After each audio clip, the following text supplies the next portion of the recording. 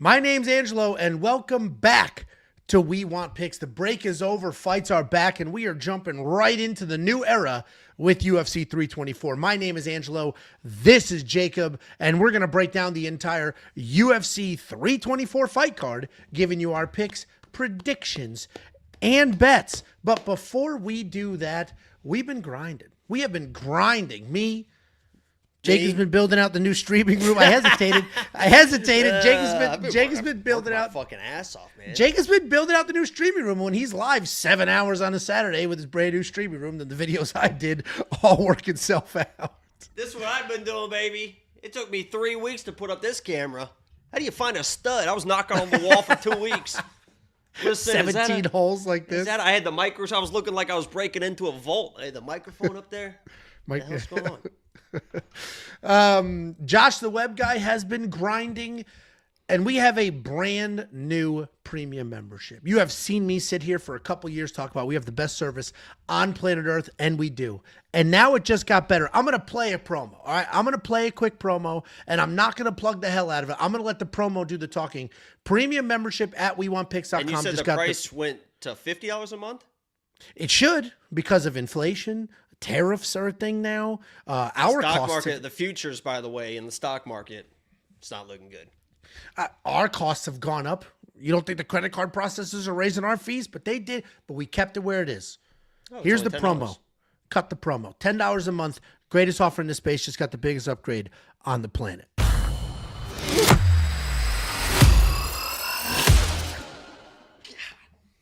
In this video, I'm going to walk you through how to use the data analyzer, through how to use the lineup optimizer, the post-mortem tool, the event simulator, the data model, Pick GPT, line movement tracker, DFS cheat sheet. The data analyzer is an incredibly powerful tool that not only allows you to manipulate data, but also provides a full tape index and raw notes. You can use the Analyze tab to spot trends, to find prop bets, to deep dive your research. The lineup optimizer can be used for both DraftKings Fantasy and FanDuel Fantasy to build as many or as few fantasy lineups as you would like. The postmortem tool is a fantasy tool that allows you to see results from previous events. You can see what the optimal lineup was, how many times that lineup was actually entered into a real-life tournament, what the official ownership projections ended up being, and all of the information you could want from an event that has already happened. The event simulator is a tool that simulates fights up to 100,000 times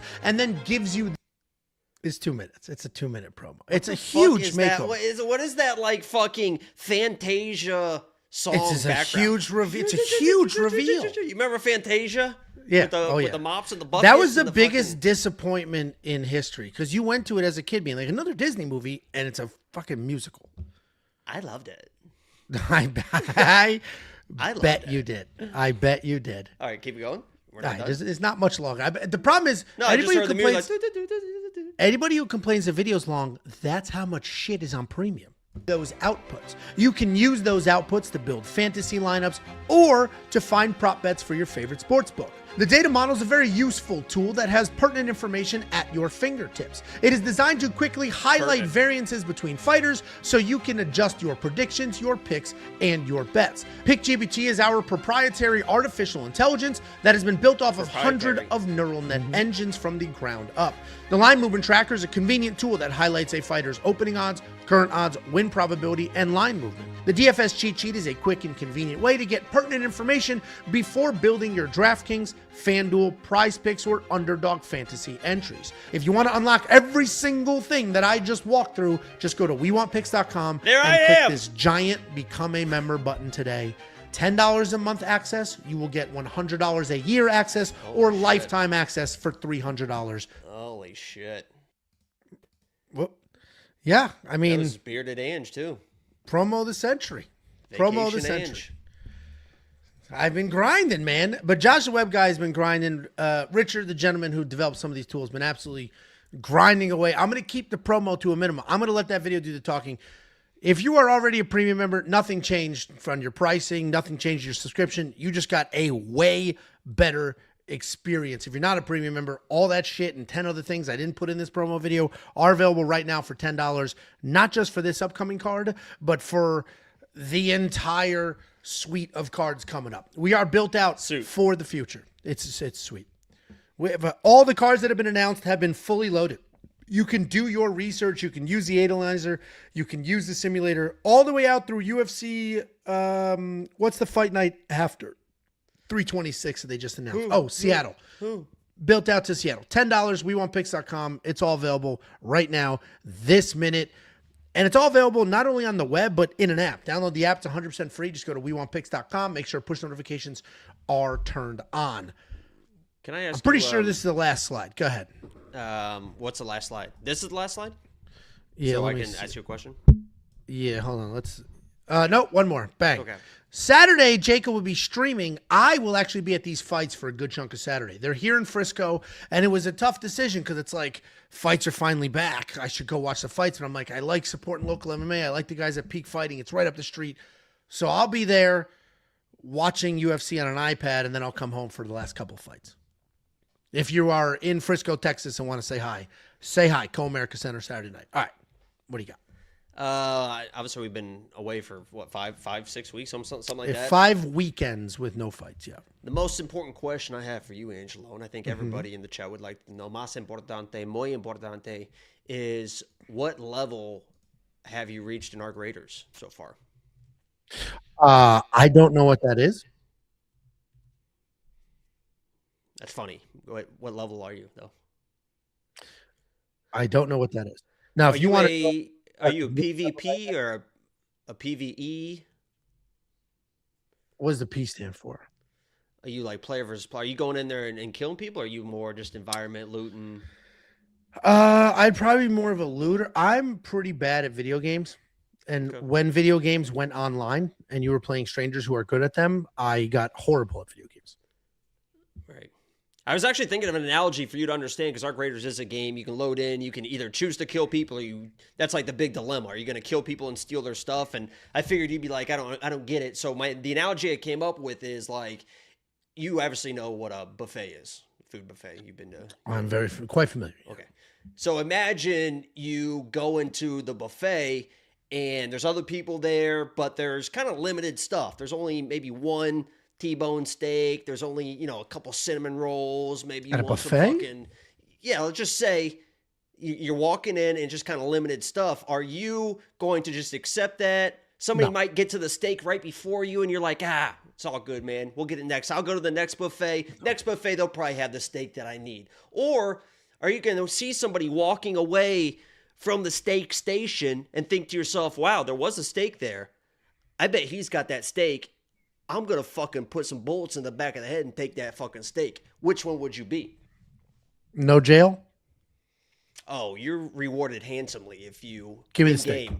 I'll take the steak. Give me the steak. That's what I was afraid of. I'm going to leave hungry. I paid money. I'm going to leave hungry. I mean, I've left a lot of games hungry. I'll tell you that. I'm not leaving hungry. Ain't happening. Ain't happening. We got a couple of super chat. Also, there's a tiny little echo on your side in your fancy new room, by the way. Only when I talk. Couple of super chat arenas. I have new headphones are like open ears, so if I get it could be. Close. Just click echo cancellation in StreamYard. $4.99 from Unwell to Brrr. F yeah. Missed both you MFers like crazy. Couple of emojis. Y'all don't know. Much louder. Like better or aggressive? It's not even in the same microphone. That was crazy. Good. Okay. Thank you. Y'all don't know. And the echo. Okay. Y'all don't know how much I needed this. Happy New Year's, boys. We making it out the hood this year. Thank you, Onwell. We appreciate you. And it is great to be back into the normal routine. That was the longest break we've ever had to suffer through. And it is suffering. I was worried that people would fall out of the routine and then not jump right back into it. I was like, I've destroyed my algorithm. Well, you convinced me with that song that was in the vlog. The algorithm is destroyed. So I was like, oh my God. And every video didn't do as well as the one before it. And then as soon as this regular Sunday Quick Pick came out, views took off. I was like, oh, Thank God it was just the break. People aren't searching Fight Breakdown. So here we go. Thank you, Onwell. It is nice to be back. $1.99 from For the Win 3. Sick hats. We appreciate you. This is the very first We Want Picks hat ever. And Jacob has he's the only person on planet Earth with his hat. It's Ryan Hall, famous Ryan Hall hat. We appreciate you. Another $1.99 from Onwell to Burr. Jake, what's up? With the last live stream you cut randomly. That is right. The last time people saw you, you were like, and it's been 6 weeks. In the ER. People were literally like messaging me, not just right then and there, everybody's messaging me. But like a week later, 2 weeks later, 3 weeks later, people were like, dude, is he good? Because he just disappeared. Yeah, I wasn't on Twitter. I wasn't on anything. It was, I cut off. I was having issues like all week, like felt off all week, like with my stomach and stuff. And then Saturday when I was streaming, it was like a pain, like by my fucking hip. And I was like trying to just put it out of my mind. And then I was like, oh, fuck, man. I think my fucking like appendix is about to bust or something. Like it was fucking like, just like a fucking like knot type of pain or whatever. And I started getting nauseous on the stream too. And I was like, oh no, like this is not good. So I cut it off and literally immediately went to the ER, got a CT done and stuff. And they were like, hey, buddy, you know, there's nothing fucking wrong with you. There's nothing, they're like, I don't know what's going on. There's not fucking anything wrong with you. So head home and good luck to you. But for the next literally like 3 or 4 weeks, I was feeling all. I lost like 15 pounds like in the last like. Damn. Like you did look a little skinnier. And what did I see? Oh, you sent me a video like, how's the room look? I was like, damn, you look skinny. Yeah, literally like 15 pounds. Like my stomach's been off for a long time, but we got it back. I started taking fucking chlorophyll supplements. My shit is green. Are you being poisoned? Are you being poisoned? Like you would never believe. But I'll tell you what, if you have issues with your stomach and stuff like that, a little chlorophyll goes a long way. It gets you squared away. $1.99. I appreciate you asking. Good. $1.99 from Envy. Giving up gambling this year, but not We Want Picks. Appreciate the super chat. That's going to be tough for you. You live in Las Vegas. $5 super chat from Dr. Ulua True. Jake. Not a real fucking doctor, by the way. He could have got your He's stomach probably squared that away. ER doctor told me there was nothing wrong with me. And then I was still sick for the next few weeks. He said, Jake, have you ever seen Tomcats? You remind me of Jake Busey's character. Funny as hell. I don't remember Tomcats. I remember, is Jake, oh man, that's who Jake Busey is? The super tall dude, the big smile and the crazy hair? Yeah, that'd be him. I didn't realize that's who Jake Busey was. Appreciate the super chat. And finally, Envy, again, $1.99. Envy, Big Ange podcast episode coming out soon. I'm going on his podcast. He moved it for me. I appreciate that. He tried to film at 9:30 p.m. our time. These people don't know I go to bed at 9. Are you out of your mind? I was like, dude, there's no way I'm starting a podcast at 9:30. That's not happening. I will be yawning.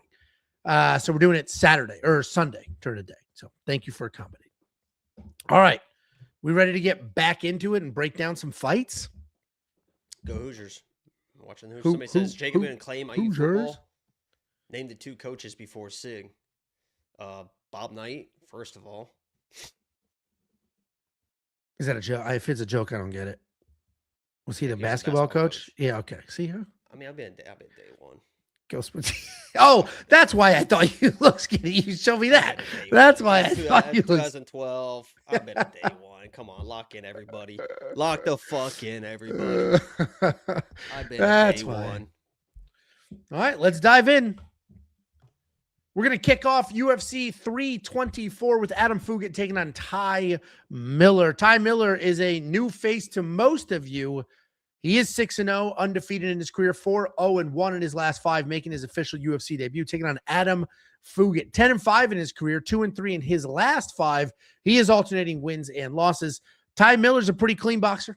He's got a nice jab, very clean basics. He is long as hell at 6'2", and he used that length pretty well. He's not insanely powerful, but he's busy, he's fast, he's accurate, and he's a reminder that just a good old-fashioned jab can do quite well for you. He does have okay grappling in his back pocket, but nothing fantastic. He can be taken down pretty easily, but he scrambles really well, and he pops right back up to his feet. He is coming off that busy Contender Series win, which earned himself a shot in the official UFC, taking on Adam Fugitt. forward pressure wrestler. We haven't seen a ton of wrestling out of him in the UFC, but he is a wrestler. He's got a loose boxing style. He's going to bounce on those toes, a high guard, then he'll lunge in for takedowns. He is pretty strong. And even if he doesn't have the best takedown entry, he can try to work through it. He has that high, tight guard, but it's somehow not tight enough, and straight punches just get right You said through what somewhat now? easily. Say that. Go ahead and back that up. What was that you said? He's not tight enough. Okay. Loose. Flapping. Okay. Go ahead. Flapping loose. Go ahead. He's tough. He's hard to put away. And while a lot of you are going to instinctually be like, he stinks, that's just not true. He's actually a decent fighter. And he's just had a very unfortunate run in the UFC. His only UFC losses are to Michael Morales. I was going to say undefeated, but technically I guess he's not anymore. Mike Malott. And then his last fight was Islam Dulatov. 3 incredibly hyped prospects that the UFC is pushing. And there's a really big experience gap here. If you look at just how many fights they have, Fugitt has fought basically 3 times the amount of times that Ty Miller has. But I don't think that there's a huge skill gap. I think Ty Miller's a pretty good fighter. He's got that Ignacio Bahamondes style where he's crazy long in the limbs and he just kind of moves forward and throws things out there. As long as Ty Miller does what he normally does, which is just be busy and stay in your face, he wins this fight. But if he gets weird and he's worried about takedowns coming his way and he's a little frozen, Adam Fugitt might literally just be able to will his way to a win. Ty Miller is going to be the pick. Minus 420 for a UFC debut.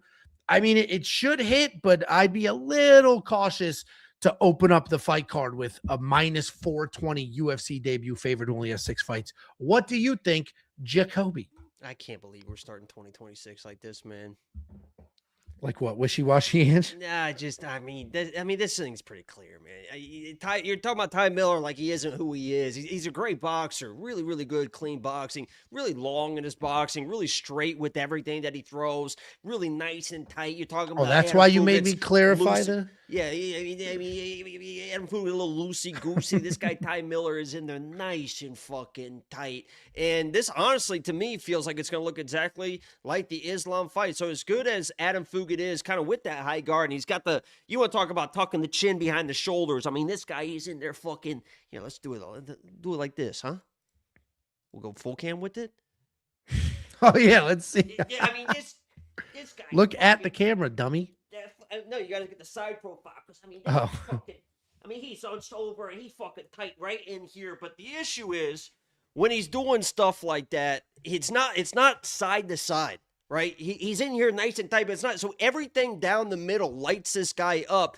And especially when he's throwing the kicks. Like, he's going to want to throw the calf kicks against the boxer and Ty Miller to maybe set up some takedowns and stuff like that. I think he needs a lot of clinching, a lot of holding. But when he starts throwing these calf kicks, he really kind of telegraphs them and really leaves himself susceptible to those shots right down the middle. And Ty Miller is a guy that, he throws that shit, right down the fucking middle. I think this looks exactly like the Islam fight.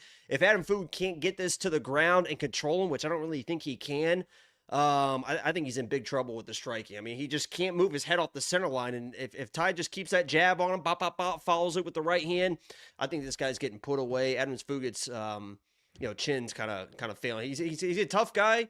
And as you mentioned, he's only losing to really good people. I think Ty Miller is a really good prospect to keep an eye on. He's definitely good. And did you like my Ignacio Bahamondes comparison? He kind of fights like him. Long as hell in the limbs, and he just he's a way better. Bahamondes is more like he does a lot of it's more kicking and rangy, and Ty Miller's a really good boxer. He's a really good boxer.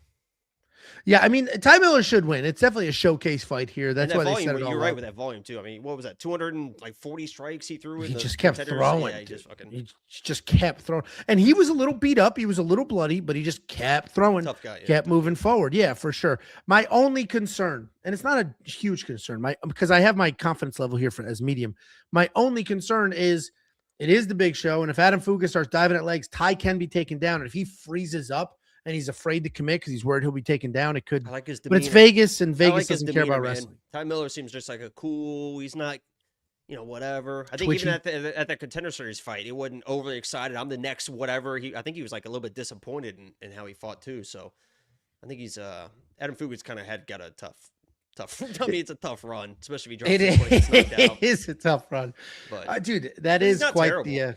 Not at all. And he's pretty tough. And yeah, no, I agree. 89 $9,300 in DraftKings Fantasy for Miller, 6,900 for Fugitt. If you think Ty Miller gets this win and he wins by finish, $9,300 is probably money well spent. And if you want to check out what every single one of the brand new premium tools can do for you and what it thinks of this matchup, just go to WeWantPicks.com, click become a member at the top. We have a super chat from Jesus Caldara. Only 11 more months until you and your wife could watch the Matt Rife live, Jacob. You're right there. Matt Rife show coming right up. What a Christmas present. What a fucking joke. Thank you, Jesus. Was she excited though? Still got the tickets. So we'll see. Hopefully he hits it, really gets popular. I can sell those for a premium. He's got 10 months to fucking like turn into like Shane Gillis or Dave Chappelle. I mean, I'm rooting for the guy. Shane Gillis got huge as hell almost immediately. I know those tickets could all of a sudden be. I think they're like row 3 or something. I mean, they're really good. They're right by the stage. I was so excited, and literally it was like because they were like on like the 18th or something for Christmas. But then I knew it was going to be a Friday. But then the 18th was like a Saturday, and I was like, and I was like, wouldn't it be funny if I bought these for next year as a joke? And then like a few hours later, I looked at it, I'm like, fuck. That does absolutely suck. Because these are on a Saturday too, which probably one of the last cards of the year. The 18th of December? It's, yeah. 12th. Oh, 12th? That probably is the last card. Yeah. So. Next up at UFC 324, we have Ricky Turcios taking on Cameron Smotherman. Ricky Turcios 12-5 in his career, 2-3 in his last 5. He is on an unfortunate 2-fight skid, taking on Cameron Smotherman, 12-6 in his career, 3-2 in his last 5, also on a 2-fight skid. But I do think their skids are a bit different here. Ricky Turcios, fun, high-pressure guy. He'll throw anything from anywhere. He'll smile while he's doing it. In more than half of his UFC fights, he has landed more than 100 significant strikes, and that includes losses. He does not have much to offer outside of just moving forward and staying busy, but he does that pretty well. His takedown accuracy is a terrible 20%. The takedown defense is a terrible 40%. And he's coming off that terrible loss to Bernardo Sapai where he just literally ran forward. He's taking on Cameron Smotherman. Cameron's a pretty patient guy, good, accurate striker. He will throw in combinations. He's not very busy, but he does manage the distance striking really well. His takedown defense is okay, but if he ends up on the ground, there's not much to do. He's just kind of going to lay there. He is coming off that decision loss to Ricky Simón, where he was taken down 3 times, but he actually made that somewhat competitive. And I feel like this is a weird spot because I used to enjoy breaking down Ricky Turcios, meaning this would be a spot where I'd be like, he's a phenomenal dog. Ricky Turcios is busy. He's active. He gets in your face. Oh, look what he did when he fought Shiwiwi, and he made that competitive. He had Shiwiwi's back for a minute there. And the reality is Ricky Turcios is getting worse. He's getting worse. He's one of the very few young fighters who is literally worse in every fight than the fight before. I don't know what's happening. I don't know if it's the coaches. I don't know if he's losing interest. He's getting worse, not better. They're both on 2-fight skids, but they're very different skids. Cameron Smotherman has to be the pick. He's not the most reliable guy in the world, but he's lost to good people. He fights a good style in this matchup, meaning he's not just going to accept getting walked down. I think he's the far better striker. Ricky's going to try to wrestle, try to do what Ricky Simón did to Cameron Smotherman, and that's just not going to work for him. So Smotherman's the pick, and I am more than minus 190 confident in him. What do you think, Jacob? Yeah, I'm a big fan of Cameron Smotherman. I was at his UFC debut. I was at the Apex when he was like, what, plus 400 or something like that versus Jake Hadley. I might have played in that fight. Yeah. I mean, I might have. That was a very interesting fight. But he showed that fight showed who he was, and then I think he got a little bit overconfident in his next fight. This is the fight that if you are who you're supposed to be in Cameron Smotherman, you got to win this one. And you should look pretty good in this fight. Because as you said, Ricky, to do what he needs to do, he needs to get the takedowns. He's definitely one of those guys that can just kind of make you scramble. He doesn't necessarily need the takedown, just kind of make you scramble. He can get on your back. And if he gets on Smotherman's back, he's probably not going to really go anywhere.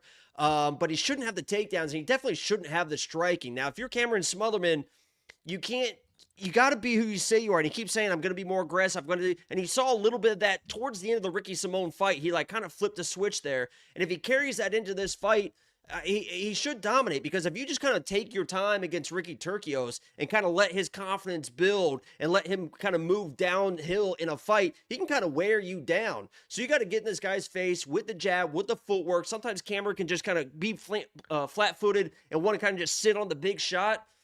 Don't do that here. Just move forward, keep that jab going, get inside the kicking ring, make Ricky a boxer. You're the better boxer. I have to go Cameron here because he's the better striker and he shouldn't be able to get taken down. But Ricky definitely is a guy that can wear you down. He doesn't necessarily need clean takedowns to enter into the jiu-jitsu world and win some control time. So this thing could get a little bit dicey, but Cameron's a better fighter, and I don't blame you for putting money on him.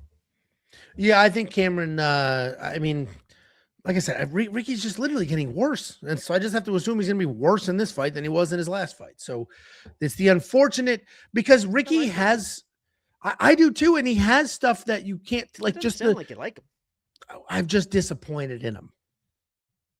He had like just raw aggression, and he would come forward and it was always like, he's not that skilled, but he's so aggressive and he can do so many things. What? He's mean. He'd fight mean, like angry. Yeah, and he would just like literally that Chihuahua fight, like instead of a glove touch, he goes, "Fuck you," and then just threw a fucking kick at him. It's like, Jesus Christ. Yeah, it's just it's unfortunate to see, because there was a point in time where it's like, this kid has raw potential. Let's see what happens. And now it's like, oh, well, you're 30 and nothing happened.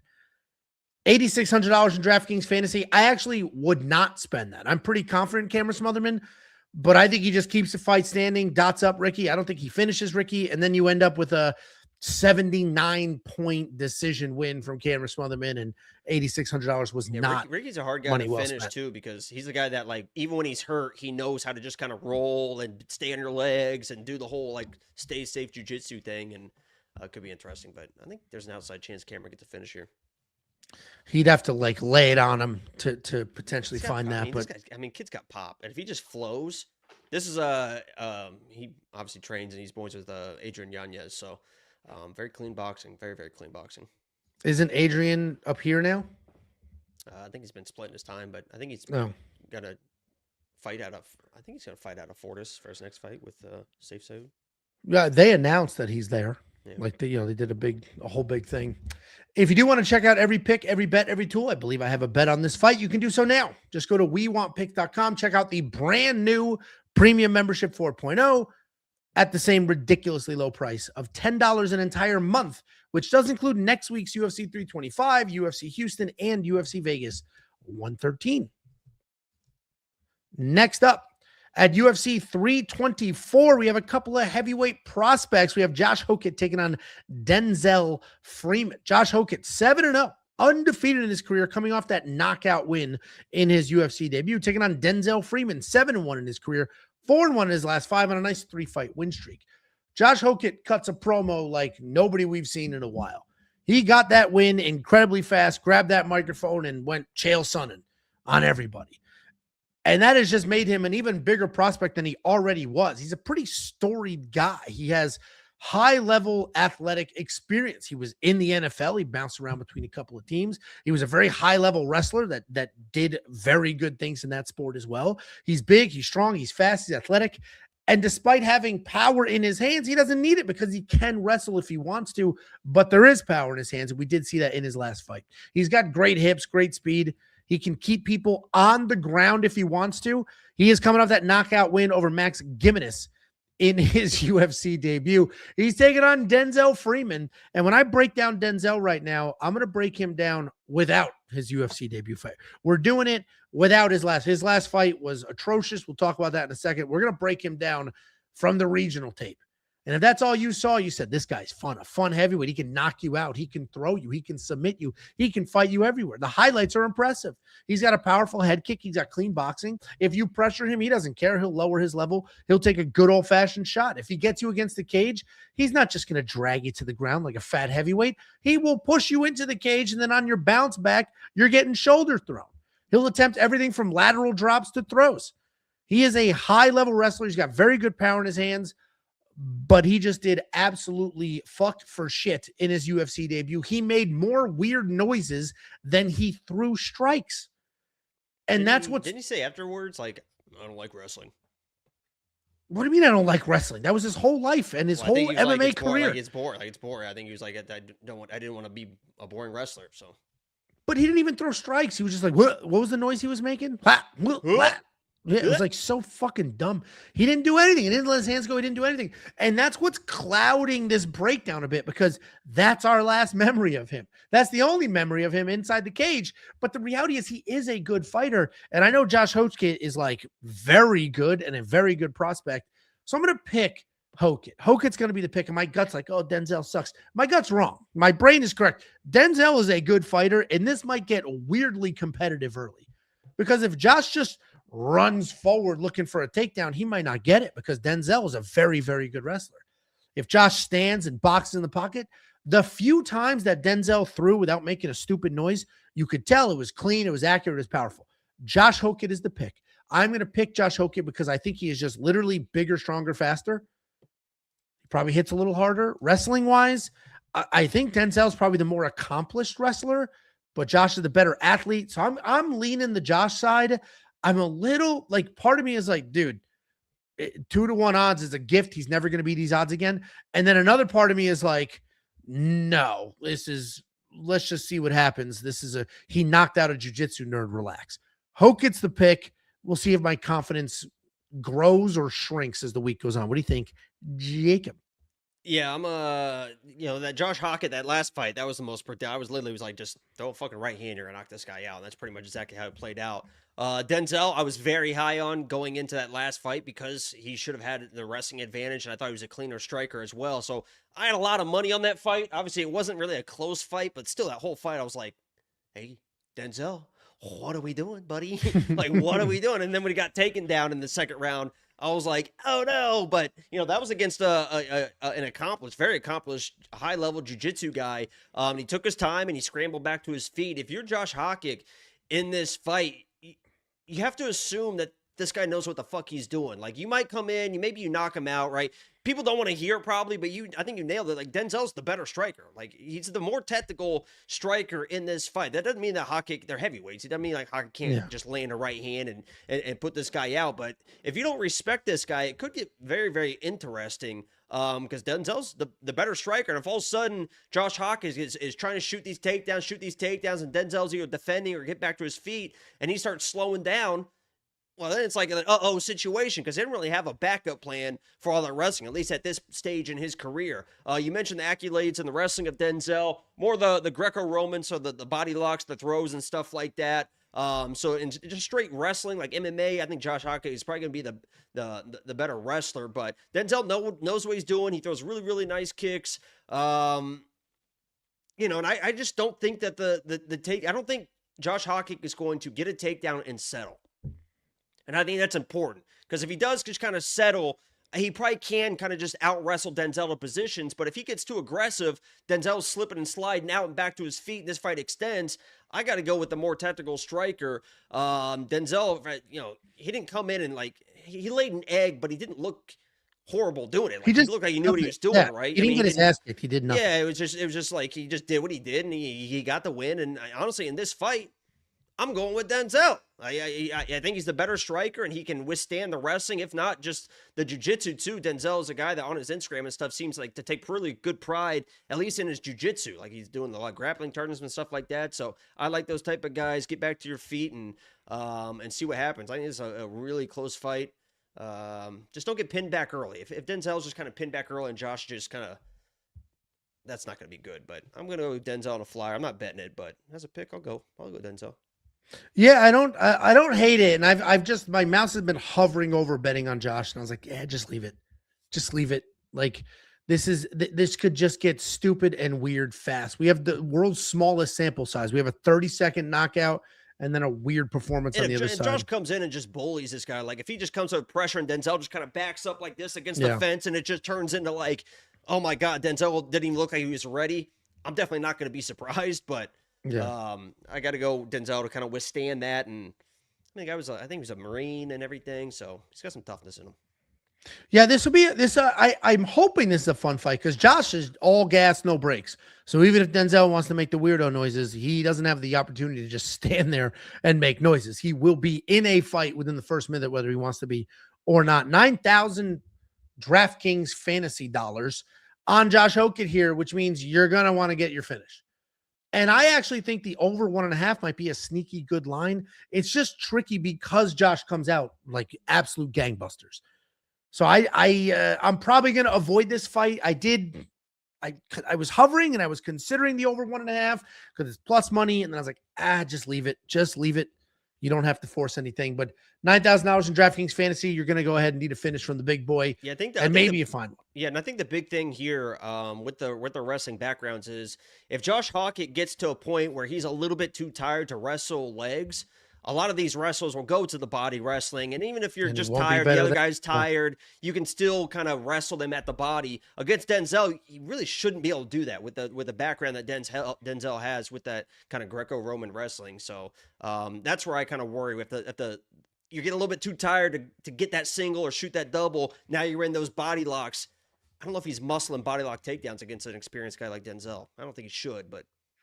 Yeah, I mean, if you watch Denzel's regional tape, he literally has people against the cage and then shoulder throws. He Jap whizzers instead of just keeping you on the cage. It's called a Jap whizzer. It's the name of a move. I'm not just saying things about Asians. That's what it's called. That's the name of the move. Happy MLK Jr. Day, by the way. There we go. You didn't say it back. You don't celebrate. The fuck I don't.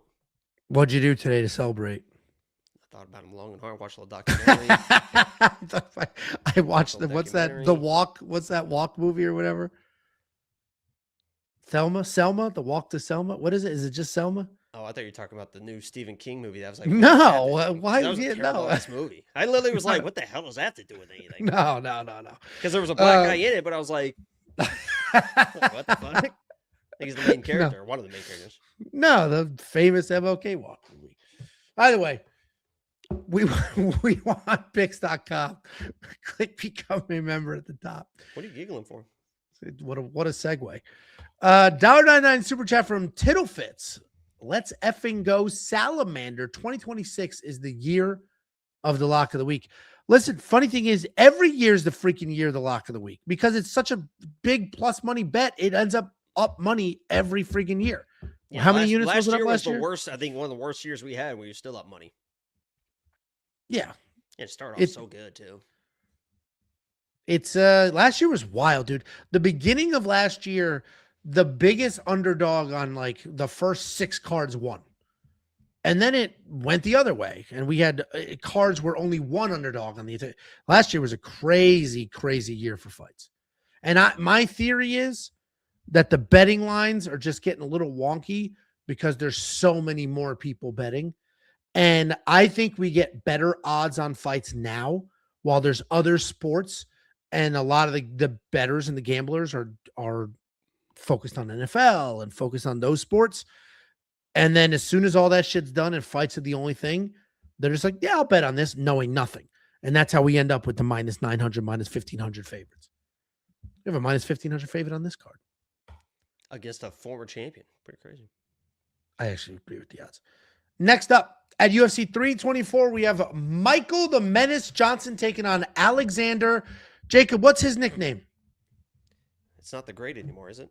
Nope. What is it? Littlefoot. El Gran Chango. He kind of looks like he could be Littlefoot, though. Don't you think? He looks like he talks like Petrie from the Land Before Time. Littlefoot's from Land Before Time, but not Petrie. Hey, Littlefoot. How are you, Dan? Thanks. How are you? His nickname is now El Gran Chango, and I had to look it up. It means the Great Monkey, or at least that's what it translates to. I don't know where that came from, but it threw me off. What now? It's his nickname, not mine. We got Michael Johnson, 24-19 in his career. Did you have a nickname? You had to have something. They would just call it. This sounds lame now, but when I was doing as well as I was, and I was on a banner in the school and shit. Bo Deadly. Sounds very lame right now, but Bo Deadly is what they call. I didn't say that shit. They would say it. Let's go, Bo Deadly. We did some racist shit. And then I get, whoa. I had freckles, so I was Sprinkles. And at the time, you didn't realize. I mean, I know it's not like crazy racist, right? But that's not racist. We had no Sprinkles, and then I had another friend that was white. We called him Vanilla. We had another friend that was white, but seemed a little bit red at times. We called him Strawberry. But then we had an Indian friend. He was chocolate. What? Chocolate? Yeah. That doesn't even fit. He's chocolate. That's just what he was. Sprinkles. We had Sprinkles, Vanilla, Strawberry, and chocolate. Because he was the closest thing to a black kid at your school? Like, yeah, that doesn't even fit. That was my best friend. Shout out Selma Patel. All right. Michael Johnson, 24-19 in his career. He is on a nice little 3-fight win streak, taking on Alexander Hernandez, 18-8 in his career, 4-1 in his last 5 on a 4-fight win streak.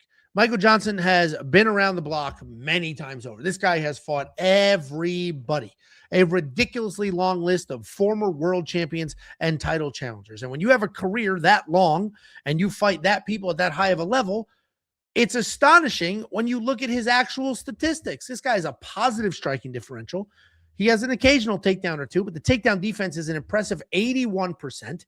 And again, once you factor in the fact that he fought Habib and he beat Dustin Poirier and he fought Justin Gaethje and he's fought this ridiculous who's who of lightweights over the last 15 years, it is insane what he has done, and it is insane where his statistics lie.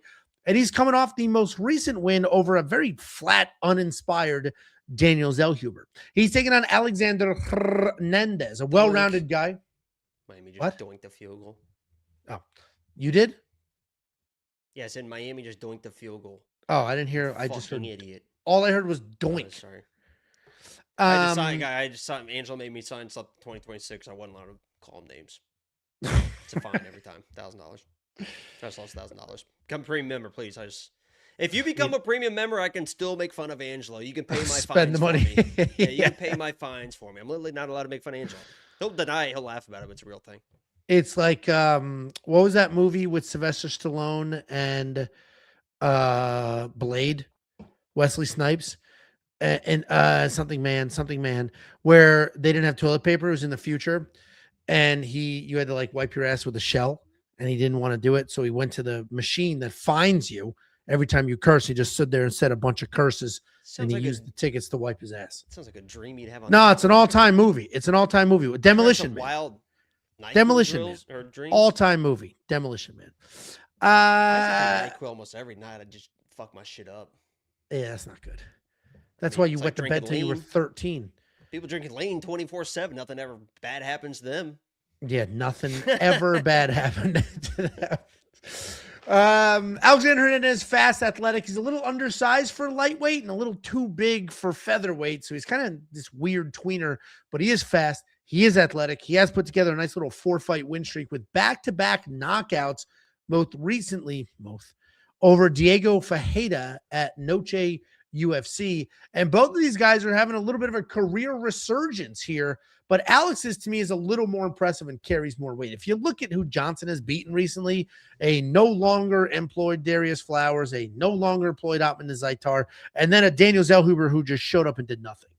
Michael Johnson's tough. He's obviously very skilled. He's got a lot going on. But at 39 years old, I'll go with the faster, hits very hard, Alexander Hernandez, good enough wrestling defense to not get taken down. It's going to be a striking match. I actually expect Michael Johnson to have better footwork. I think Alexander Hernandez will be a little faster, have a little more power. And as long as the judges ignore the fact that Alexander Hernandez will be bleeding within the first 4 seconds of this fight, I think he wins. Alexander Hernandez is going to be the pick, and I think minus 152 are solid odds, especially when you look at what the opening odds were at minus 300. Jacob, what do you think? I think IU's about to throw a Hail Mary here, and I hit my bet if they the up by 15 bet.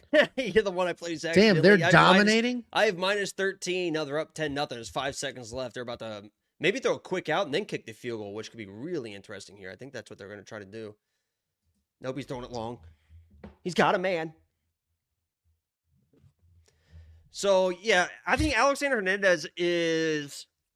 I actually like the way he's been fighting. Obviously, he's been fighting the finish, so it's easy to say that. But you can see that he's definitely taking his time more in fights. Before, he was a young, confident kid who came into the UFC. He thought he was going to dominate. He was talking all that shit to Cowboy and stuff like that. And he really thought that he was going to be able to bully people.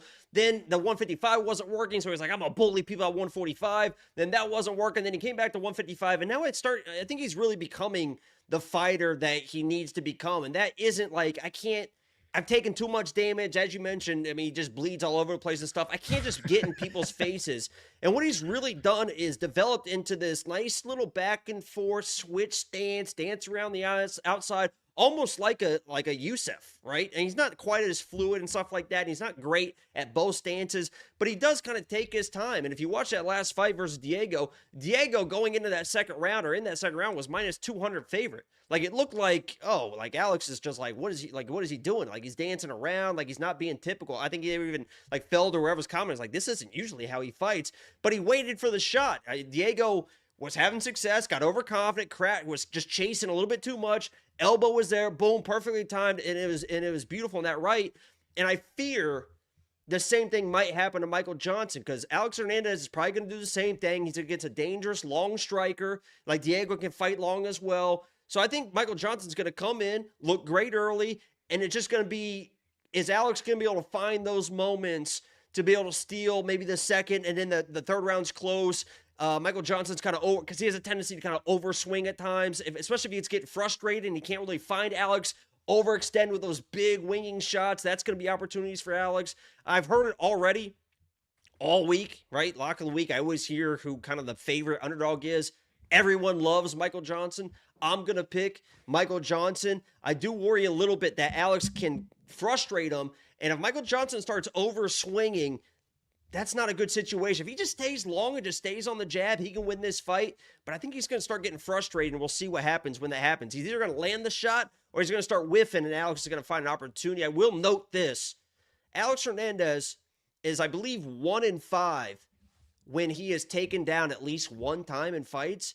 Michael Johnson, he's not really a wrestler. I think he shows some wrestling. I think you get him thinking like, oh no, like I didn't expect wrestling in this fight. You know, Michael Johnson's at Kill Cliff. They saw him in the embedded. He's training with Kamaru and stuff like that. Throw in a takedown. See what happens. I mean, you're a long, lanky guy. You know how to grapple. You know how to wrestle. You've been around the block. And if you can control this guy, we've seen Alex in the past kind of have cardio issues, kind of slow down. So, you know, shoot a takedown. It seems like he has issues if he's getting taken down in fights. So maybe play the analytical game. I'm going Michael Johnson. And we'll see how it plays out the rest of the week. I'm monitoring the odds because it kind of crashed down. Now they're kind of getting a little bit more wide. So, I actually placed an Alexander Hernandez bet today, watching the odds, the line movement tracker, because the odds were he was tightening. I'm like, nice. Alexander started to rebound. I was like, let me go ahead and place it right now. So that is one of the tools and one of the use. Stupid ass camera angle.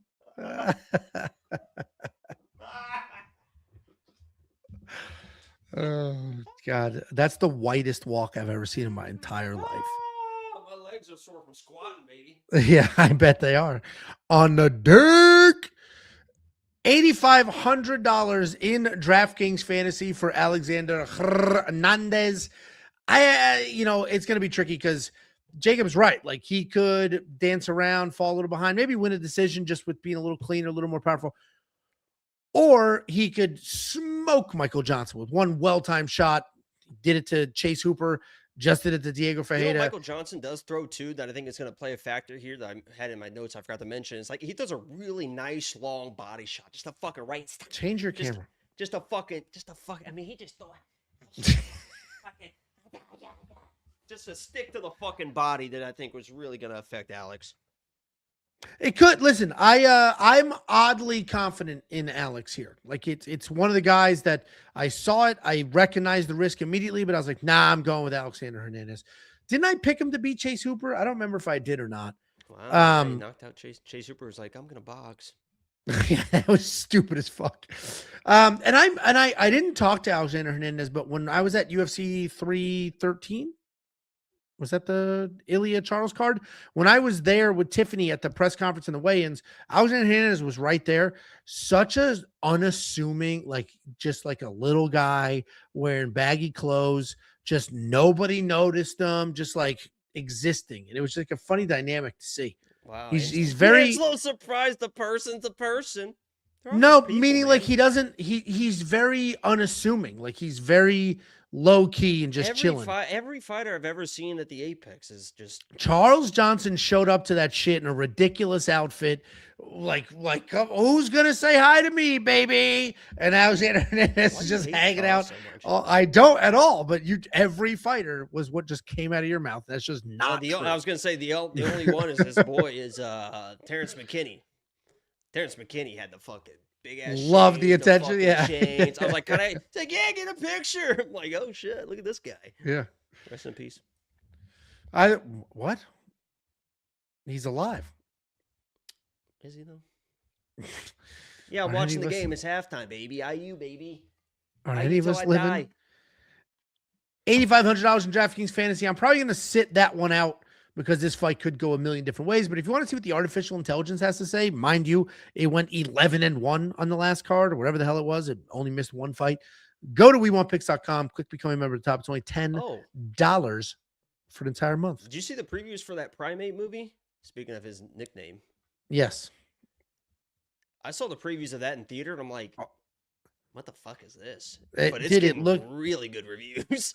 Is it really? It's like 75% for a movie like that. It just goes on like a killing spree. Yeah, I guess it's like their pet chimp just loses its fucking mind and just starts hunting them. Like that happened to a lady in Connecticut. Yeah, she had one as a pet for like 30 years, and it just ripped her to shreds one day out of nowhere. Ate her eyes, or like ate her alive, right? It was destroyed her. And then everybody's like, why do you have it? That's crazy you even had that. That's like a wild animal, and it's like strong. You know, it's not like nothing. It's a giant, scary animal.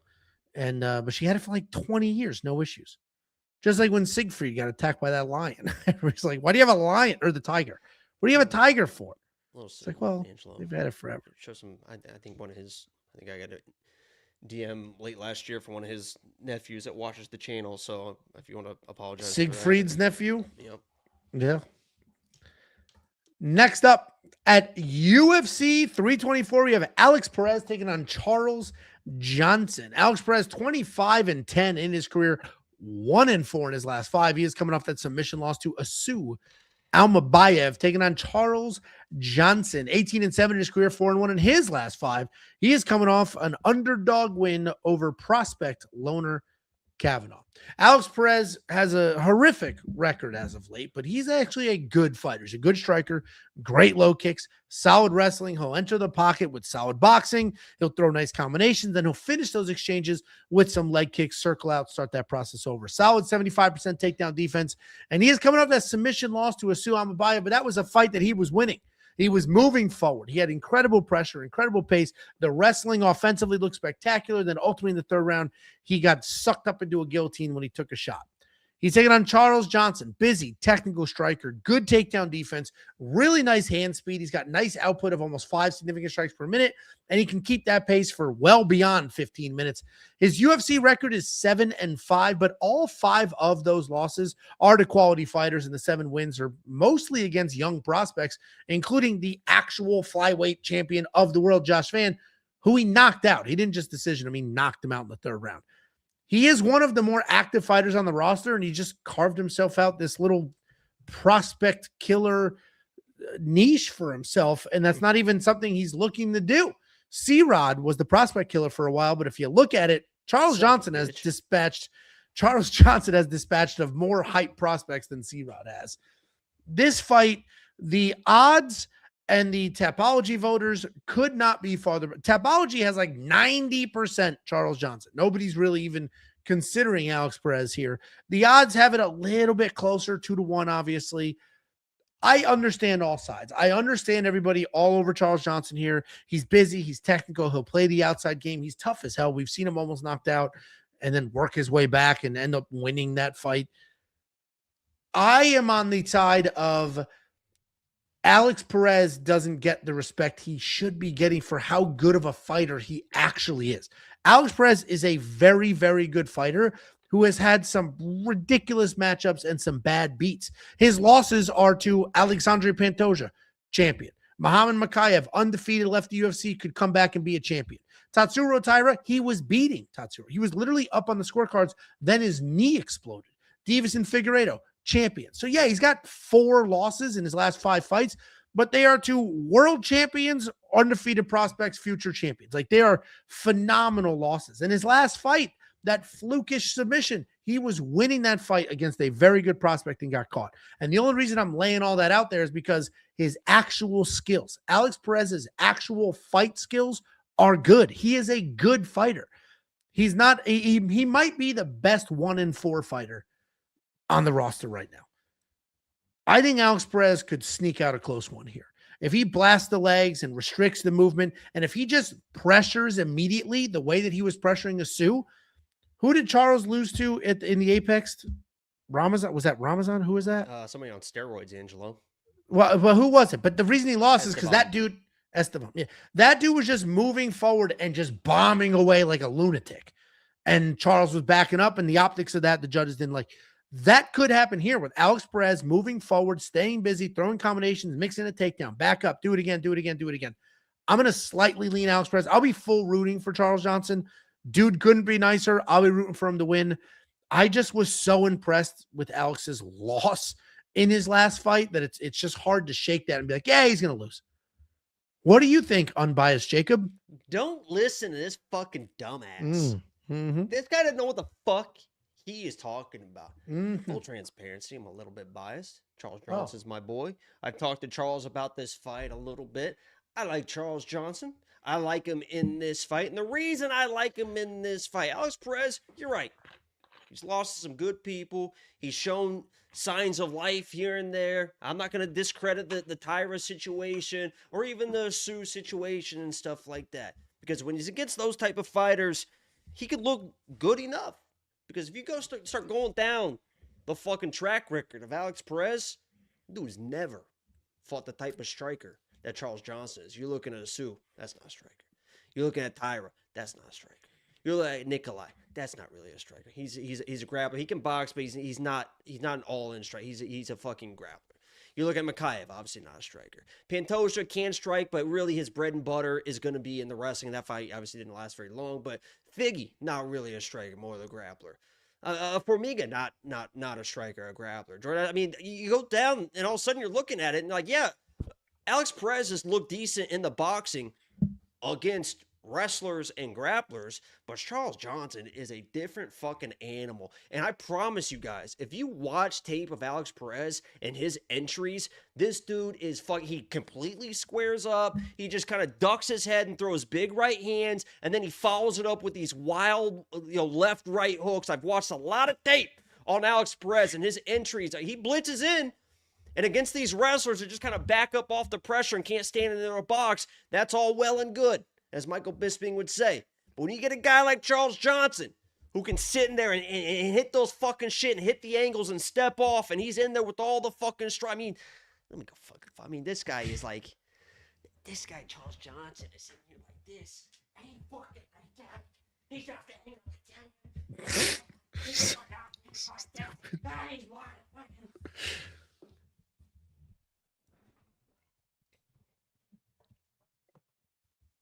He's never fought a striker like Charles Johnson. I don't think he's going to be able to wrestle Charles Johnson. And if you're not wrestling Charles Johnson, you're striking with him. Charles Johnson's a much better striker. This is a statement fight. This is a big moment for Charles. He finally got kind of a big name, not the name he wanted. What do you call out? I'm just tired.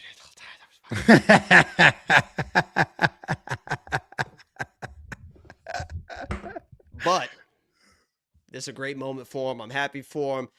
I think he gets it done. I think he comes in, makes a statement, comes in aggressive, and he's the better striker. I mean, he's a way better striker, and that's all that should matter in this fight. So give him my boy. Alex was mixing in the wrestling so well against Asu Alimbayev, who is a wrestler. Yeah, Asu can't defend. Like he can't defend the takedowns with his hands, if that makes sense. Like you watch Aljo against Sean O'Malley. It's like when you get these long rangy strikers and you're a wrestler, it's like, oh shit, those entries are a little bit different than tiny ass Asu, who's just gonna like let you get to his leg because he can't, or he's gonna overthrow whatever. Charles is fucking. Do I have to show you again? I mean, I don't know if you physically can. I mean, back in the ER. But it is different. I mean, when you have a strike, you think like, oh, the wrestling's going to be easy versus. And Charles obviously knows how to. He's a very good scrambler and wrestler. He's a very good like fighter. Yeah, this. So when you have that on top of like, okay, come in, and I'm gonna have something. I'm gonna have an uppercut. I'm gonna have a knee. I'm gonna have a, because I know how to defend as well. So it's like I think it's a really good matchup for Charles. Listen, I like Charles. I'll be full blown rooting for Charles. Me leaning Alex is not about Charles. I just think Alex is so underrated, and that's where I'm coming from. And I thought the loss against the Sioux, it was just like, dude, this performance. But Sioux and Charles, like, it's a completely different fight.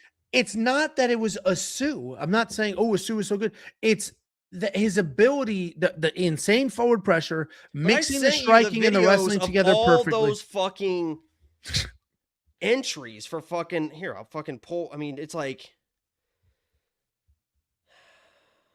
whose entries? And this, I mean, I'm talking about Alex Perez. So Asu started reading it. He literally just every entry he just squares up and just ducks his head. And Asu started throwing those uppercuts where he wasn't really able to land one. But if you look at, let's see. Okay, guys. Like it's almost like he does almost like the Pantoja. You know, Pantoja is kind of like and then grabs you. It's just like that. Like he throws a big overhand and then he just charges at you, throwing like this. It's like against Charles is going to be like, boop. I don't disagree. Charles is the better striker. Everybody that's going to bet Alex Perez, I swear to God, I'm not betting on Alex Perez. I'm not betting, and I made talking to you. And I made that very clear. And well, because you know how people are, Angelo picked. I made it unbelievably clear. I was like, this is the slightest lean on the planet. Not all picks are equal. I'm not betting on it. But I do think plus 3.5 is solid here. That just hasn't dropped yet. When that drops, I'll see what those odds are. But I think Alex can take a round. Especially Charles can be a little bit of a slow starter early. Look at this. Like, that is like. It's just swinging, baby. Swinging. Like he comes, it's like that's like old. I mean, he's like old school wrestling striker. That shit don't work no more. Unless you're Pantoja. He just fucking walks through anything. Yeah, except ouch. Listen, Jacob and I are split. If you need a tiebreaker, we've got a bunch of them. We have a bunch of tiebreakers on the website for you. We've got Artem. We've got BetSam. We have the artificial intelligence, and we have a brand new capper. Somebody very big that most of you know. I'm not saying his name until he says ours, which is tomorrow. Tomorrow, you'll find out who it is. I don't even know. It's a surprise to me, too. You should know. Nobody told me. Yeah, in the group chat with you and Josh. No, I don't think I saw it. I don't think I was part of that. Said it a bunch of times. You were just too busy setting up the room. Everybody will find out tomorrow. Like I said, I'm not saying his name till he says mine in case something randomly goes awry at the last second. We want picks.com. What? Do I like this person? You've never interacted with him that I know of. Do they know their fucking place in line? He's very funny. And a lot of people like it's AJ from Experts. No, it's not. No, last time you saw me, it's definitely. I see his fucking face pop up. Enjoy the show. We'll cut it off. But no, it'll be a nice addition. Very different lens he operates under. Is it Casio? Who? It's not Casio. Who's Casio? Isn't that your boy, Mr. Casio? My long pause was, can you say drag these nuts? Like, I thought it was turning into something like that. Who's my boy Casio? And I got banned on TikTok. Casio? What's his name? The fat dude? Queso. Oh, I wish. That dude is unbelievable. That dude's awesome. Is it Burnt Peanut? No, nice try. That one can turn into a. No, Burnt Peanut is Arc Raiders streamer. Oh, I was like, Peanut. dick in your mouth, Clenbat. That's the worst guess I've seen. Jesus Christ. No, and this dude has tens of thousands of subscribers on YouTube. I'm not gonna say his name till he says Speed. I show Speed. Yes, we did it. Wow. Didn't he retire? Oh no. Kai Sanat stopped. Guy's reading books. Yeah, he's reading books. Good for him. People are making fun of him. He's not great at reading. Good for him for doing it, dude. Anyway, let's go. Wait, did I miss? No. Next up, at UFC 324, we have Nikita Krylov taking on Modestas Bukauskas. Nikita Krylov, 30-11 in his career, 3-2 in his last 5, riding back-to-back knockout losses. Taking on Modestas Bukauskas, 19-6 in his career, 4-1 in his last 5 on a 4-fight win streak. This is a pretty fun fight to break down. We got Nikita Krylov, well-rounded guy, really good wrestling, good striking, nice forward pressure, mixes the striking and the wrestling really well together. The takedowns are solid. He's averaging about 2 per fight. He's got a really wealth of high-level experience, no chin whatsoever. The chin absolutely sucks, and that's really what becomes a level playing field in every fight that he's in. He's coming off that second knockout loss in a row, this time to Bogdan And didn't he Guskov. come out with a Russian flag?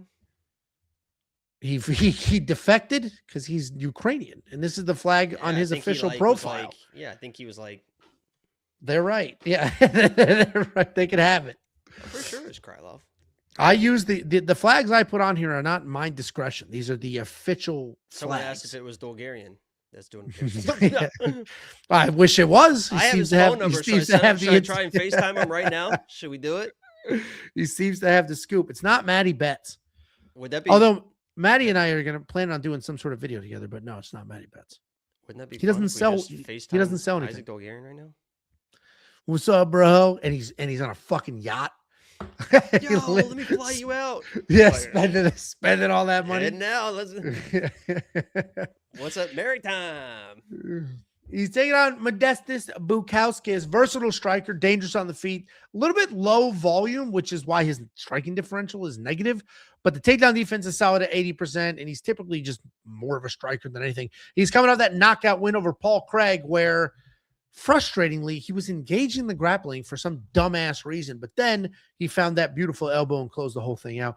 This is a fun matchup. This is actually a really tough fight to pick because I think Nikita's actually the better fighter. I think he's the better wrestler, maybe not the better, more technical striker, but he's a very good striker. Just in MMA, the more well-rounded guy.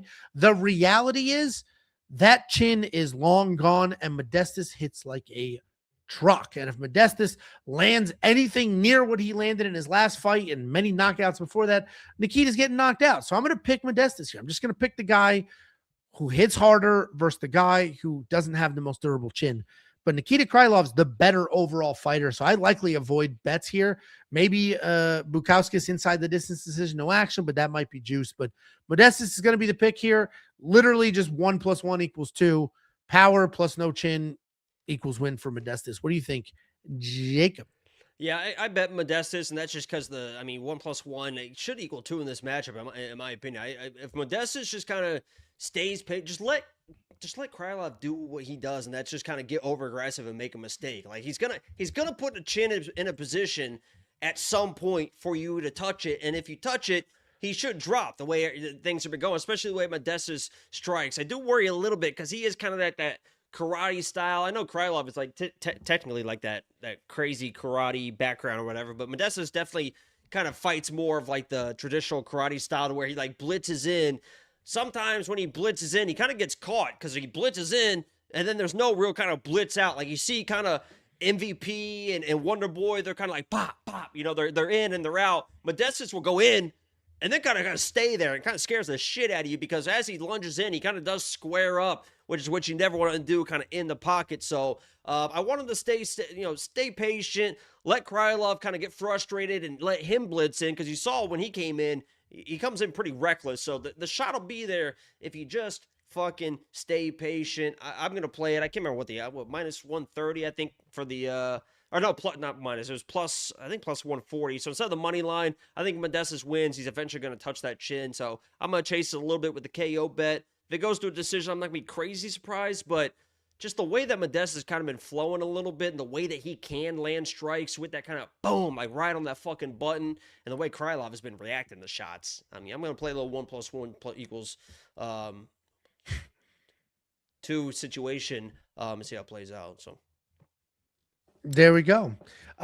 You did get plus 130 on that bet, and you placed that bet today. And I know that because we just added everybody's most requested thing. A simple, straightforward feature. People just wanted a date column added on the bets page for when a bet was placed, and that has been added. So that is there now.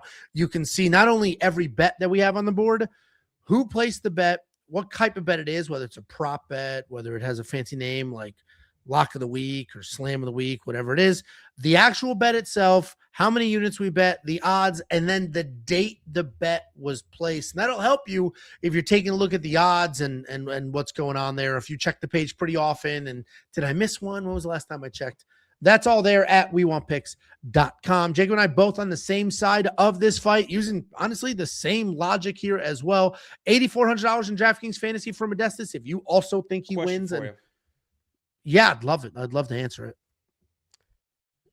Just an outside thought here as I'm sitting here. Do you believe that Krylov maybe brings back some of his wrestling? Yeah, 100% he does. Well, I'm saying successfully. He's going to try, and I think he'll eat a couple shots, and then his takedown attempts will come from farther and farther away. But Modestas' takedown defense sucks. You think he's coming with a wrestling game plan? Because I don't know if he's going to do that. But I think he'll feel a couple of shots and be like, yeah, I'm shooting. I think he's feeling a couple. I think he's feeling the canvas, sweetheart. We're on the same page. I agree. Listen, but I'm not. Motherfucker. I'm too afraid to bet it because it's like, it could go a few different directions. These guesses are wild too. People are like, bedtime MMA. Doesn't that dude have like 300? That wasn't he? He was just on Demetrius Johnson's podcast. Like, no, it's not him. It's somebody in this space. There's two different spaces in MMA. There's the, like, I'm going to say gossip, but I don't mean gossip. But there's like the topic space. We're just talking about shit with a catchy clickbait headline, like so-and-so sucks now or whatever. There's that. And then there's what we do, which is predictions and breakdowns. And in those two different spaces, there's this right here. And then there's the wide open sex space, whatever Jacob's got going on. Ace. It's ace. Ace. Ace.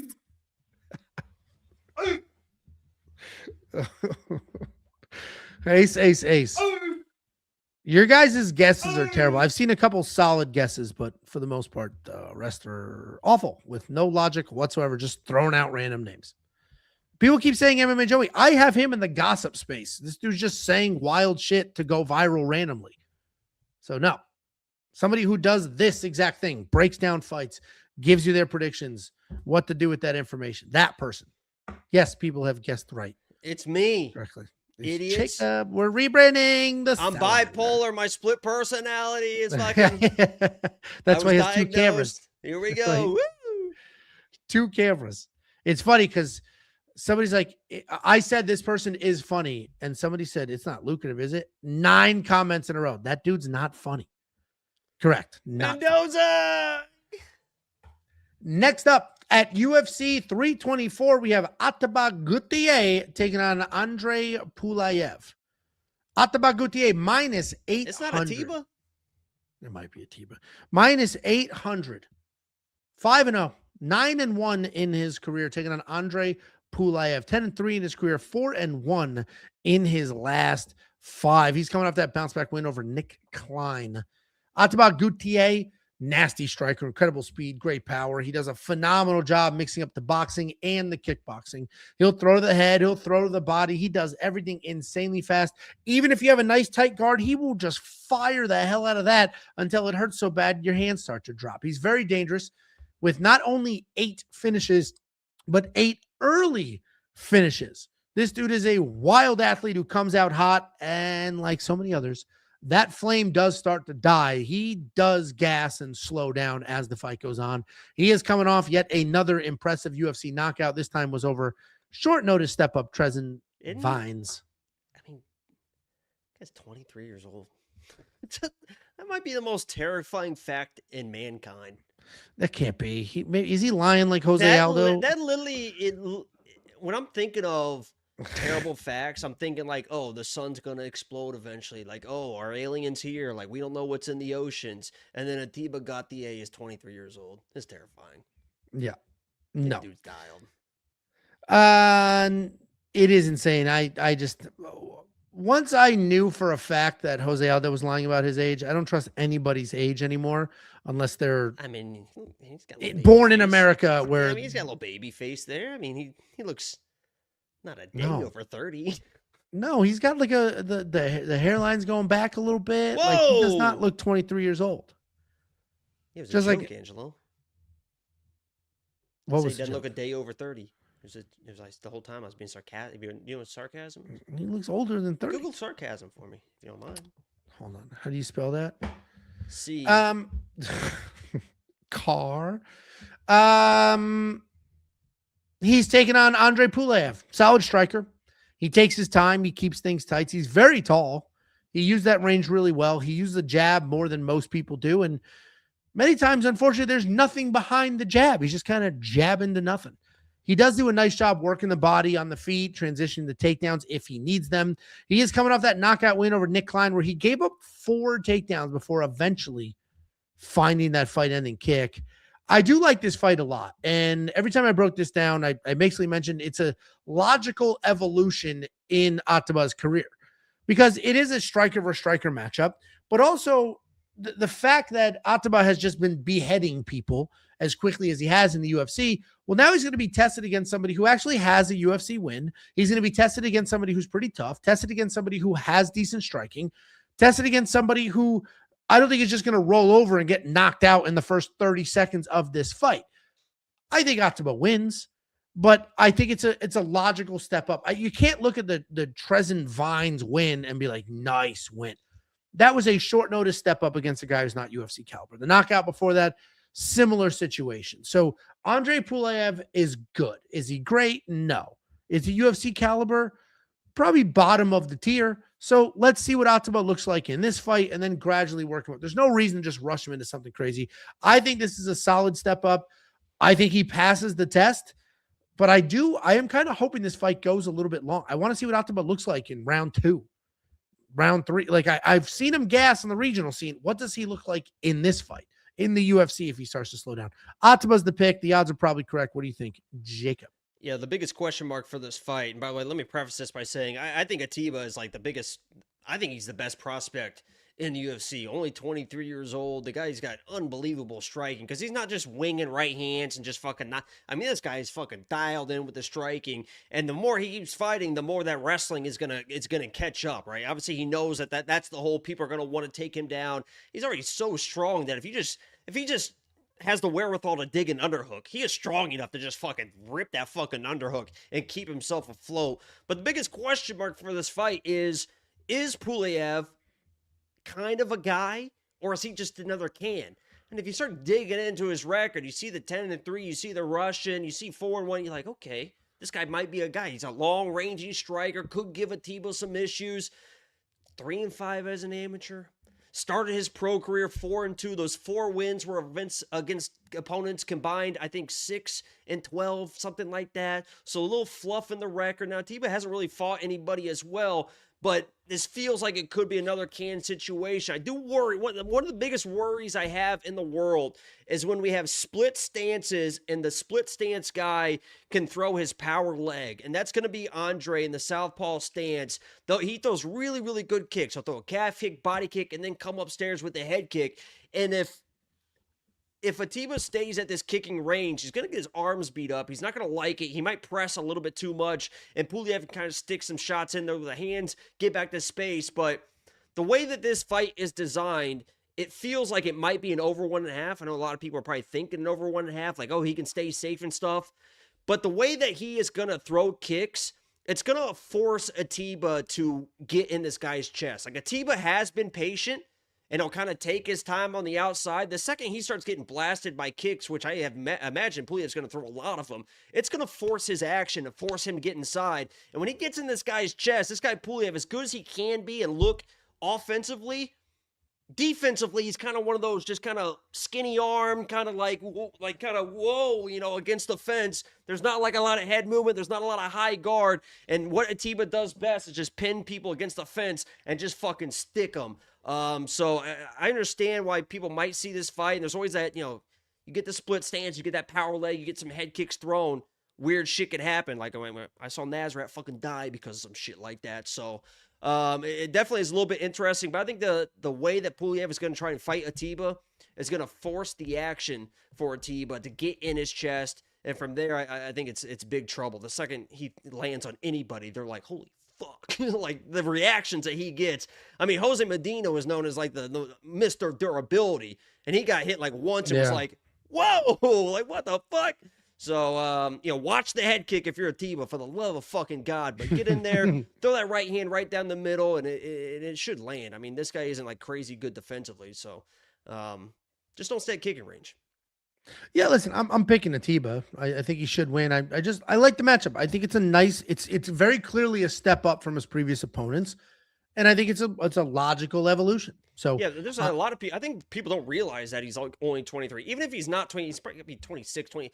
People are like, I can't believe he's still fighting cans. Like, he's so young in his career. Like, there's no reason to rush. Like, yeah. What do you want him just? Everyone just wants to see. Like, put him against somebody's just gonna ragdoll him. It's like, why? No, I agree. Builder, I would rather somebody like the Goldberg approach in WCW back in the day, or whatever it was. I would rather somebody have too many wins in a row and we're debating why he's not fighting somebody good, than give him somebody good and have him lose and all that goes away. Yeah. Like, let's build it up. Let's build the tension. You can only be on a like a win streak. He's obviously not undefeated, but people only care about what happens in the UFC. You can only have that initial like long run of haven't lost in the UFC for a period of time. So let's build it. Yeah, and I think we're getting some value here on the under 1.5. I know it's kind of minus 200 or whatever, and people might be looking at the over 1.5. But if you look at Pulyaev, the last couple fights or whatever, CLD for whatever reason was just kind of hugging this guy in the first round. Yeah. Ateba's not going to hug the guy. Nick Klein kind of held him down for 4 minutes in the first round, and then gassed out of that fight. So you're thinking like, oh, he's extended, but it's not really because of him. Like, he was forced to extend in this fight. Yeah, Ateba's not going to be hugging and grabbing this guy. So I think there's some value on a 1.5, honestly. Yeah, I mean, it should be a fun fight. I actually am very interested in this fight. I'm split, because I hope Ateba just blows through this dude so we can be like, damn, man, this kid is good. But I also want to see it go long, because I want to see what the hell happens if he's in a longer fight. But I hope he keeps fucking let's build the hype. I fucking love Ateba.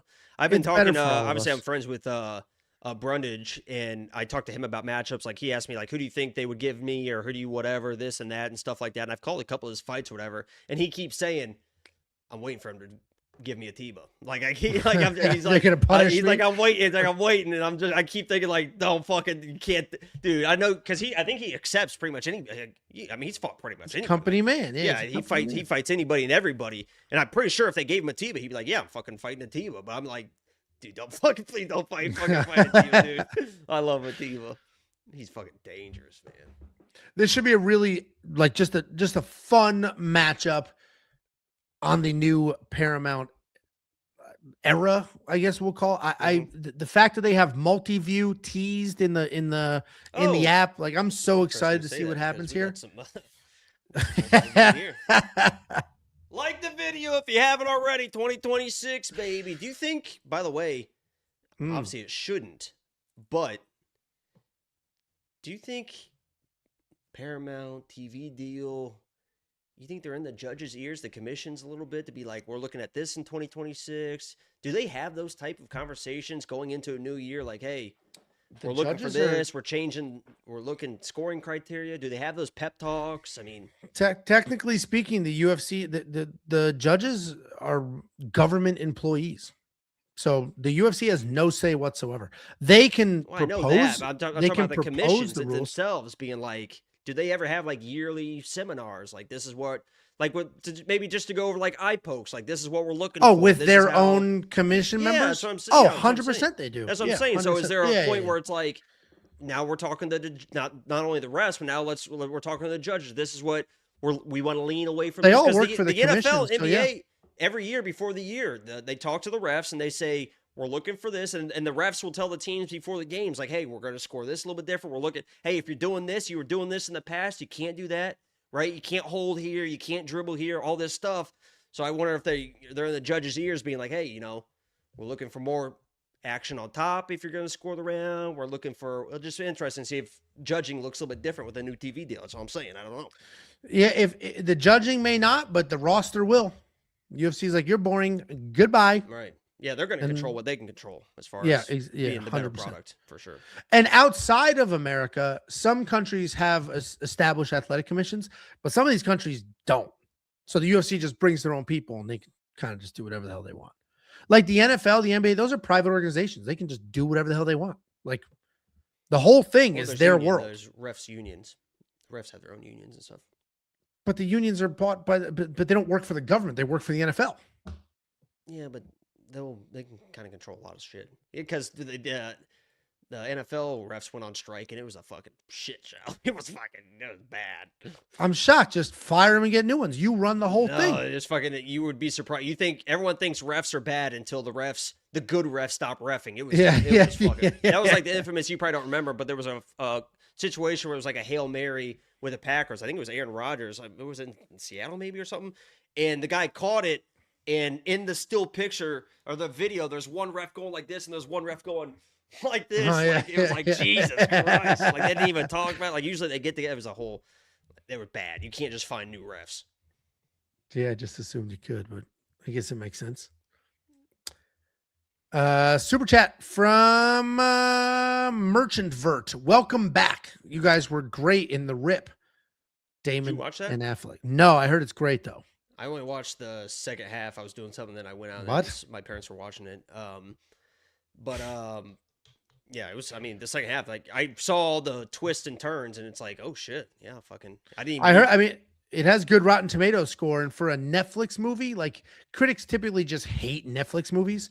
And for the critics to give a Netflix movie good scores, it's like, oh, this must be a good movie. Did you hear Matt Damon talk about how they have to do movies these days and stuff? They have to say the plot like 5 times because people don't pay attention.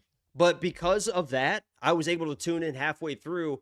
Because they explained the plot? Yeah, within 20 minutes, like when all the twists and turns started happening, it was almost like they like replayed certain moments. So like for all the fucking, I hate saying this word, retards, but for me, it worked out nice because I didn't even see the first half, and I knew exactly what happened by the time the end of the movie started. And I missed all the important stuff in the beginning, but it's a good movie. It's a good movie. I saw them talking about like, yeah, making movies now is different. So, and it's funny because people were complaining like, oh, people are the worst, blah, blah, blah. And like shitting on the movie producers for adjusting how they make movies. And other people were like, no, they're the smart ones. The consumers have changed how they consume. So you have to adapt to them. If they're not paying attention, you have to like your movie. Guess what? Yeah. If they're not paying attention, then you have to make the movies work for people who don't fully pay attention anymore. That's just the reality. Into idiocracy. Yeah, 100%. With content. Do you know what the famous show that they were watching was on Idiocracy? I think it was just like fart noises being played, and they were loving it. That's funny. That's right. That's what it turned into. Oop.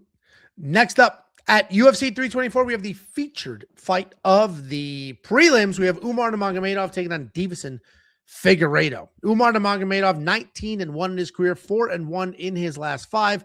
Coming off that back and forth win over Mario Batista, taking on Deiveson Figueiredo. 25-5 in his career, 3-2 in his last 5. He's coming off that bounce back win over Montel Jackson as an underdog. You can see the odds here. You're not blind.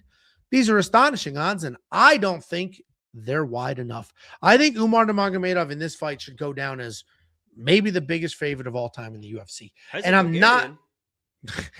I'm not trying to disrespect Deiveson Figueiredo. It's going to sound like it. It's just a horrific matchup for him. Umar Nurmagomedov has very good striking, obviously phenomenal wrestling. And this is a 3-round fight, so however you feel about his cardio doesn't matter. Deiveson Figueiredo, former world champion at the weight class below this. And I know he's not tiny, but he's not big. He's a grappler with decent striking. Let's dive into that a little bit. Who do you think's bigger? Montel Jackson, who he just beat. What's that? Aljamain Sterling's probably bigger. Who else is at this weight class? Aljo carries himself like he's just got a fucking hog, I'll be honest. Yeah. He doesn't really care what people think. Yeah. Like he just kind of, cool, Jamaican, rum. Yeah. Like he just fucking... Slinging My parents that went thing. to Jamaica when I was a kid, and it was they said it was a nude beach. Awesome. Did your parents get naked? Mom!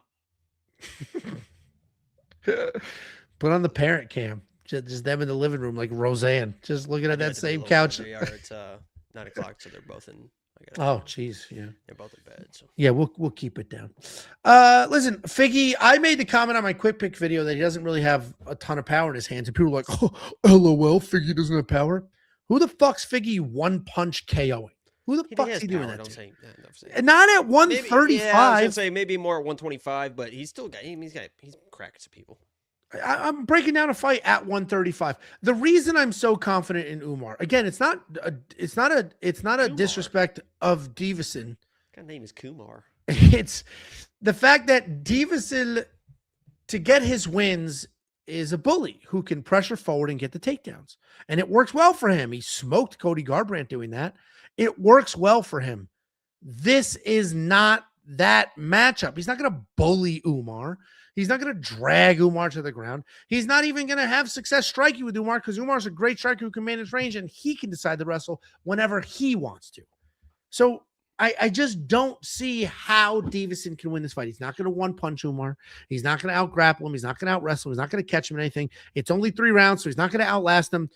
Umar's minus 1,500. There's no value whatsoever. You can't really bet on him, but he should be minus 2,500. Jacob, what do you think? I mean, this has to be the most insane dog odds for a former champion, right? I mean, do you disagree with them though? There's no way. No, I'm just speaking in just general terms. Like, there's no way a former, because it's not like he was like just a coming off a win champion. Yeah, and it's not like he's like a fluke champion, like fucking like Josh Van or something like that. Like he just fucking fluked his way to a title. No, he defended the belt. Yeah, he was fucking. I mean, he was fucking really, really good. So I just think it's just crazy. You see Dave's Figueiredo, and it's like fucking play 850. It's crazy, but I completely agree with what you said. It's just it's a nightmare. It's a horrible matchup for Umar because Deiveson needs for you to stand right in front of him to either throw that kind of lean in, or that lean in, kind of that slow motion, kind of lulls you to sleep with his hands down a little bit and then throws that stuff, or to be able to kind of dive in for the wrestling. And Umar just doesn't really stand in front of you. He dances around, switches stances, kicks from the outside, and then goes to the wrestling. If you're Umar, though, I don't know why you're shooting a takedown in the first round. I wouldn't fucking shoot it. I mean, Deiveson's got some nasty fucking jiu-jitsu, and you know he's going to be jumping on that neck if you're shooting the takedown. If you're Deiveson and Umar, you should almost welcome a takedown and just try to scramble and just try to find something. It's not going to be easy. I don't think it's going to happen, but his best chance is definitely something weird in a scramble. I don't think he's going to knock out Umar. He's not going to be able to land that kind of long-rangey shot against a guy like Umar. It's going to be in the wrestling. If I'm Umar, I say fuck the I'm going to dance around for the first 5 minutes, and then I'll go to the wrestling because then you're a little bit more slippery. Deiveson is going to start slowing down, and the chokes won't be there quite as tight as they will be in the first round. But if Umar comes in and shoots like a immediate takedown, if Figgy jumps on that neck, I mean, he can guillotine fucking anybody. So my game plan would be just kind of wait to the second round of the wrestle. But if you're Figgy, initiate the scrambles as much as you can. You can't treat this as you're not going to win a decision. You're not going to win. You can't treat this. You have to try and get a finish in one way or the other. And if he is dancing around, let's get on that calf kick, man. Let's try to slow down that movement. Maybe fuck up the femoral artery or the nerve or whatever the fuck it's called, right? He's got a nice little calf kick, and if Umar's going to dance around, let's beat up that kick, force him into the wrestling because of the calf kicks, and then he's going to start making some mistakes maybe on the ground, but I think all of it's a little bit of a Hail Mary situation. So I agree. I'm going Umar, but I'll be honest. I mean, live stream, You're just going to bet the other side just for fun. We're going to bet Figgy by sub. There's no doubt about that, and just see what happens. I love Figgy, man. That's why I was like, I tried to be as clear as possible. Me saying these odds are actually closer than they should be. It's not a slight on Figgy. It's just the styles don't mesh. Like, it's just Umar's better than Figgy at Figgy's best things. And he's much bigger. Like, not a little bit, much bigger. So you're going to bully a dude way bigger than you who's better than you at those things. So I just don't see that happening. But I'm also not going to throw a minus 1,500 in a parlay. Yeah, what if he broke his hand 2 fights ago? Like, who the hell knows? It's a fight. Yeah, this could look like, almost like the JDM Islam, just kind of laying inside control or half guard and just kind of, unfortunately. But if you're Umar, lulling everybody to sleep. He's a dangerous. Figgy's a dangerous guy. You got to do what you got to do, get the win. Because if he just gets one win, no matter how it is, he's back in the title picture. So you can't really fuck this up. So yeah, 100%. It's either, there's only 2 options. It's either Umar or they, Jan and Merab rematch. That's it. There's only 2 options. So either way, he'll be next. If you do think Umar finds a finish here and sort of runs through Deiveson, DraftKings Fantasy may be a little bit of a better bet. $9,900. That's a very expensive salary, but he finds himself a nice early finish, has a million takedowns, some control time. He could score well over 100 points and work out for you there. If you do want to see what the artificial intelligence is picking, what the fight simulator is predicting as far as fantasy points scored is, go to WeWantPicks.com, click Become a Member. It's freaking $10 for literally every single pick betting tool. There's no tiers. There's no add-ons. There's no bullshit. It's $10 for everything. WeWantPicks.com. And then we have the promo. If you want 50 smackarine runas, just go to this URL. You go to that URL. We have some affiliate links. Use the affiliate link. If you use it, they're going to pay me a one-time commission. I'm going to slice off some of that money and give it right back to you. So we have a triangle of winning. You get a couple of bucks. I get a couple of bucks. They get a new customer. Everybody wins. Just go to that URL, sign up, make a deposit. We'll send you $50. Cash App, PayPal, Venmo. And then let me remind you of the Premium 4.0. I'm not going to play that spectacular hype video again, but I'm going to talk about it very quickly. We spend a lot of time and effort making WeWantPicks.com the greatest offer in this space has ever seen. It's an objective fact. The tools we have on there are unmatched. Nobody on this planet has tools that even resemble our tools. Of course, things like the tape index, that may exist somewhere else, but not as well done as we've done it. The tape index is actually inside of another more powerful tool, but our tape index not only has every fight this fighter has ever signed for, but the ones they actually did, what those outcomes were, some highlights of those outcomes. If it's a red play button, you click it, the video pops up, you watch it.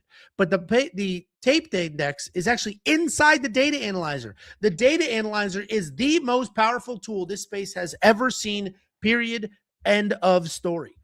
You can deep dive data. You can add filters. You can, if you wanted to, say how many significant strikes is Justin Gaethje landing to the head while in clinch, in wins, and it'll give you that information instantly. And then you can very quickly switch to another fighter, find those spots, take that information to your favorite sports book, and go ahead and place those bets. We have a fight simulator. It simulates fights 100,000 times, and then you use that information to go find your spots with your favorite sports books or to build fantasy lineups for both DraftKings and FanDuel. We have a line movement tracker, new and improved with conditional logic that highlights value, loss of value, gain of value. It's going to give you the opening odds, the current odds, the win probability, and the line movement for every fighter on every card. And all that is available inside of an app. The app is 100% free. Just go to We Want Picks in the App Store. Download the app, make sure push notifications are turned on, and you will immediately have still going. This is the last one.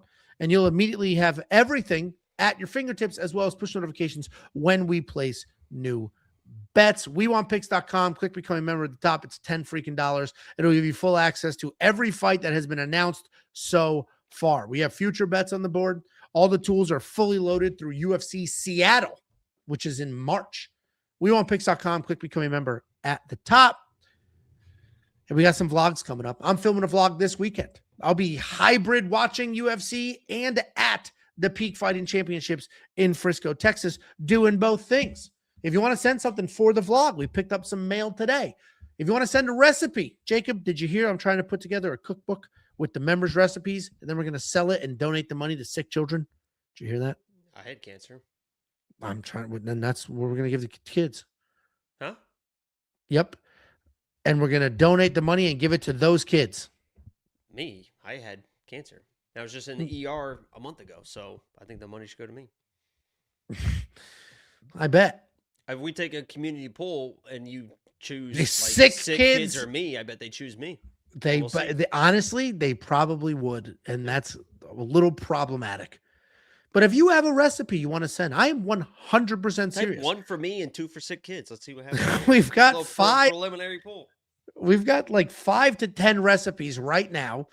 First of all, I'm going to cook them on the vlog, and we'll have people try it and see if your grandma's whatever is good or not. Second of all, I am 100% serious. We're going to make our Fight Foods cookbooks, and we're going to give it to children fighting for their lives. I am not joking. That is the goal. Whether we get there or not, it's a whole different world. I fought for my life.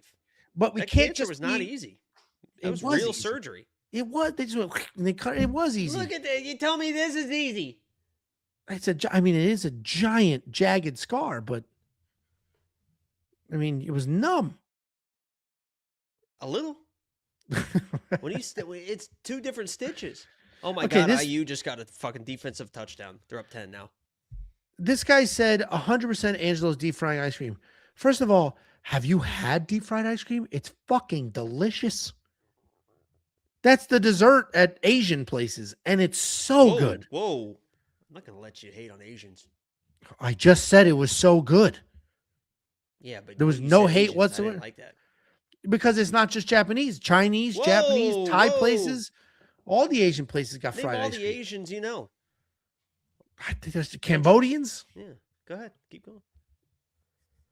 Wouldn't you say Indians are Asian? There you go. Russians or Asians? And European. Depends where you are in Russia. Yeah, all of them. Regional Asians too. We love our regional Asians. We love them. We really do. We worried a little bit about NVIDIA with their graphics cards. What's going on? Not going to be able to buy a computer. No gaming PCs in the future. What's up with that? I'll show you this off stream. I don't want to get There was a on Kill Tony. By the way, I hate their like arena shows. They're never really that good. But there was they're too big. Yeah, like the interviews.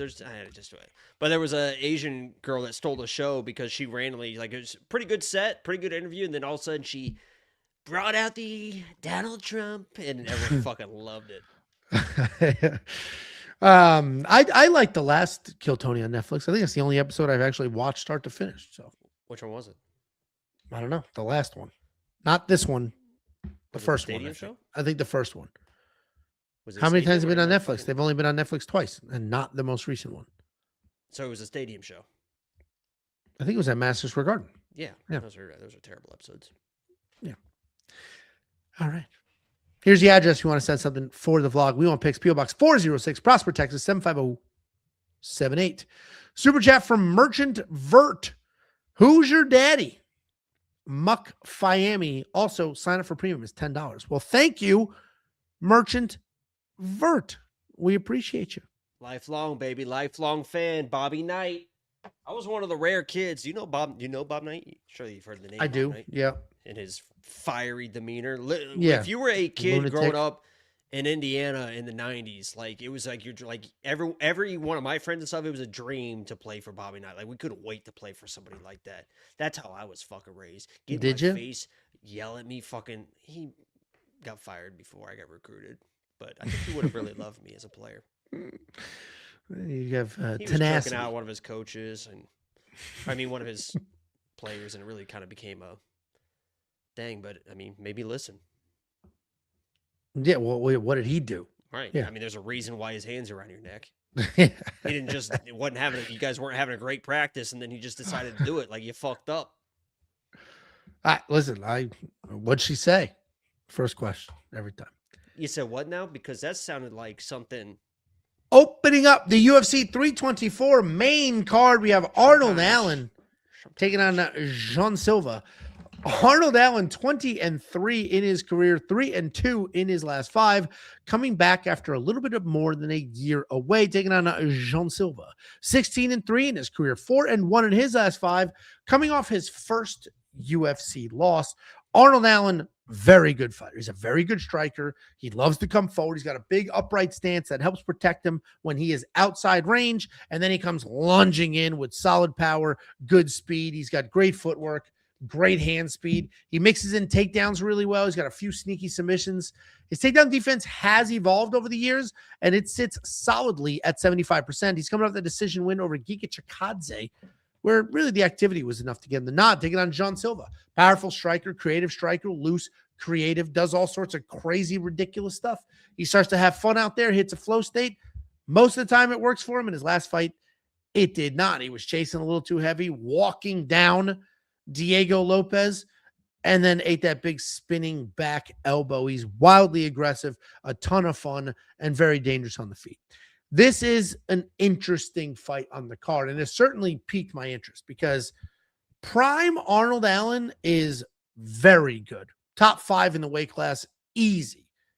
He's a really, really good fighter who's closer to a world champion than he is to a featured prelim at his peak. But he's battling injuries. He's battling long layoffs, and he just never really seemed to get to that form. The litany of injuries over the last 3-4 years has been a problem.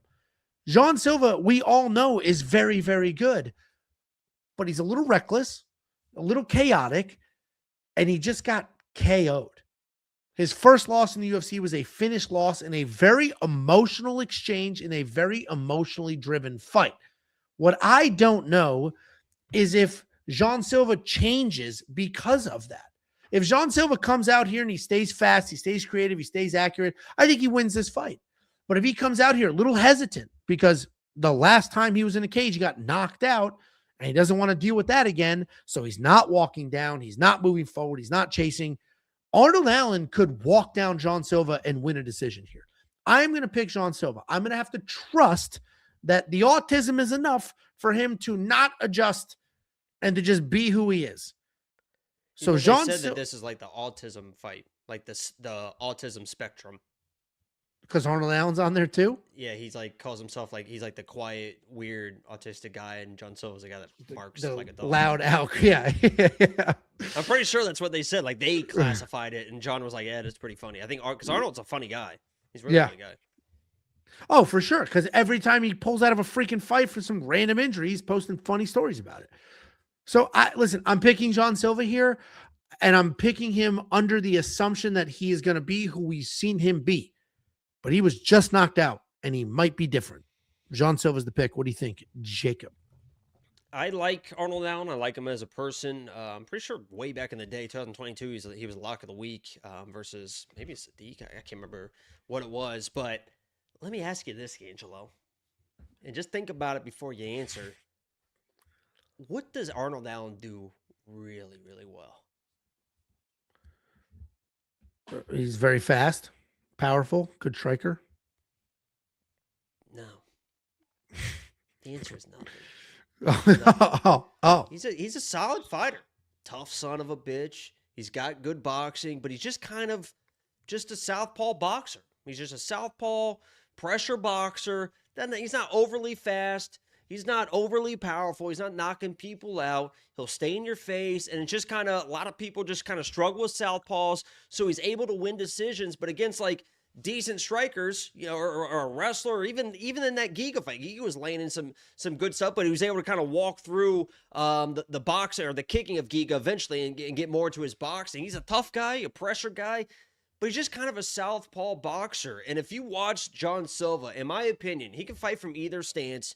He's going to be the more dynamic striker, maybe mixing some wrestling, this type of stuff. But I truly believe that when I watch him versus Southpaws, I think he really, really enjoys fighting Southpaws because that frees up his big fucking power right head kick and stuff that he likes to throw. He likes to fucking snap in that body kick, snap in that leg kick, keep kind of Arnold Allen busy with that head kick. And Arnold Allen's not a guy that's going to be like switching stances and stuff like there. And you saw that once John Silva finds that rhythm, he turns into like flow state. Once John Silva finds a flow state, he might have a better flow state than anybody. In that Diego fight, like I think in the second round, we both, because I had a lot of money on John Silva, I think in that second round, we both looked at each other and were like, oh, here we go. Like it was like, yeah, John Silva's about to knock the fuck out of Diego. Yeah. He landed some shots where it's like, holy fuck, like how does Diego eat those shots? And credit Diego, he had the game plan, he landed the elbow, it is what it is. But John Silva is going to be the better, more dynamic striker. And I really believe that the southpaw stance favors John Silva because Arnold Allen isn't going to be occupying John Silva with kicks. Like he might throw a kick or two, but he just wants to pressure in with the boxing where John Silva's going to have that range, keep him busy, blast those arms, have the bigger moments. And Arnold Allen's a very proud guy. He's a very forward pressure guy. I truly believe that this is going to be an interesting fight for like does not go the distance because Arnold Allen's not going to take us. If he starts getting lit up, he's not going to take a step back.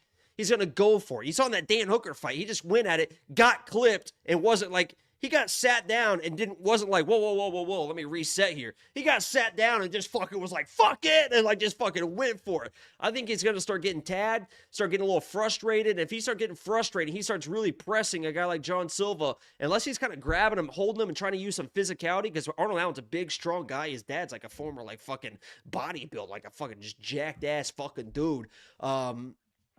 Use some size, maybe slow down John, but I think he just gets in a firefight with John Silva, and I think it's a bad place for him to be because John Silva is just the more dynamic guy. It's going to come from different angles and kind of overwhelm a guy like Arnold. So I like Arnold. I like his toughness, but I don't think he's fought. Every time he's fought somebody, his record is kind of hollow. Like he hasn't really beat really anybody. Like you say Gaethje or whatever, but every time he's kind of fought somebody, he's kind of looked a step behind. I like John Silva here, and I feel pretty confident about it. I respect the toughness, but I think he can put Arnold Allen out because I think Arnold Allen's toughness will be his downfall. It's gonna be too good.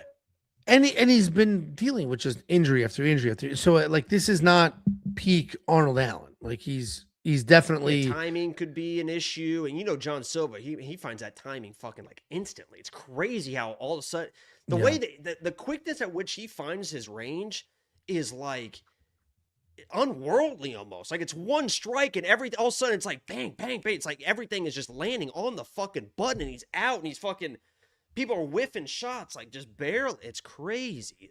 His range management.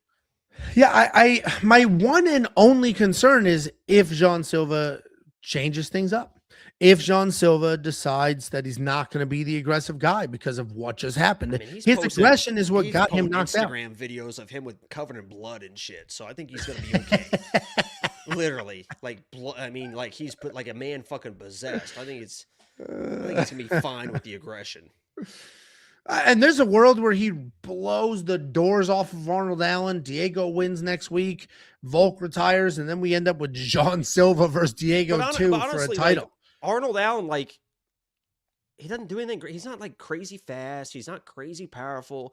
He's just kind of a good southpaw boxer that's just going to stay in your face and hope to win a decision. I just think that just shit that doesn't fly at the top five. I don't think it is. I think John Silva's kind of a top five guy. Yeah, I mean, listen, I'm also picking John Silva, and if nothing changes and he's the same guy he's always been, he absolutely wins this fight. If he's different, then I guess we'll all find out on Saturday night. If you take a look at the DraftKings fantasy pricing, John Silva is a considerable favorite here. He's going to need to pour on the volume or find a finish. He's certainly not going to offensively wrestle here. So you're going to need a finish or some. But so is Arnold Allen. John Silva's not going to initiate takedowns against Arnold Allen. I mean, he's got some wild scrambles. I mean, he was grappling Bryce Mitchell, so defensively, and then he choked him and wanted to prove a point, obviously. But DraftKings fantasy wise, John Silva $9,100 expensive. This may be a decision. I think this is a decision here.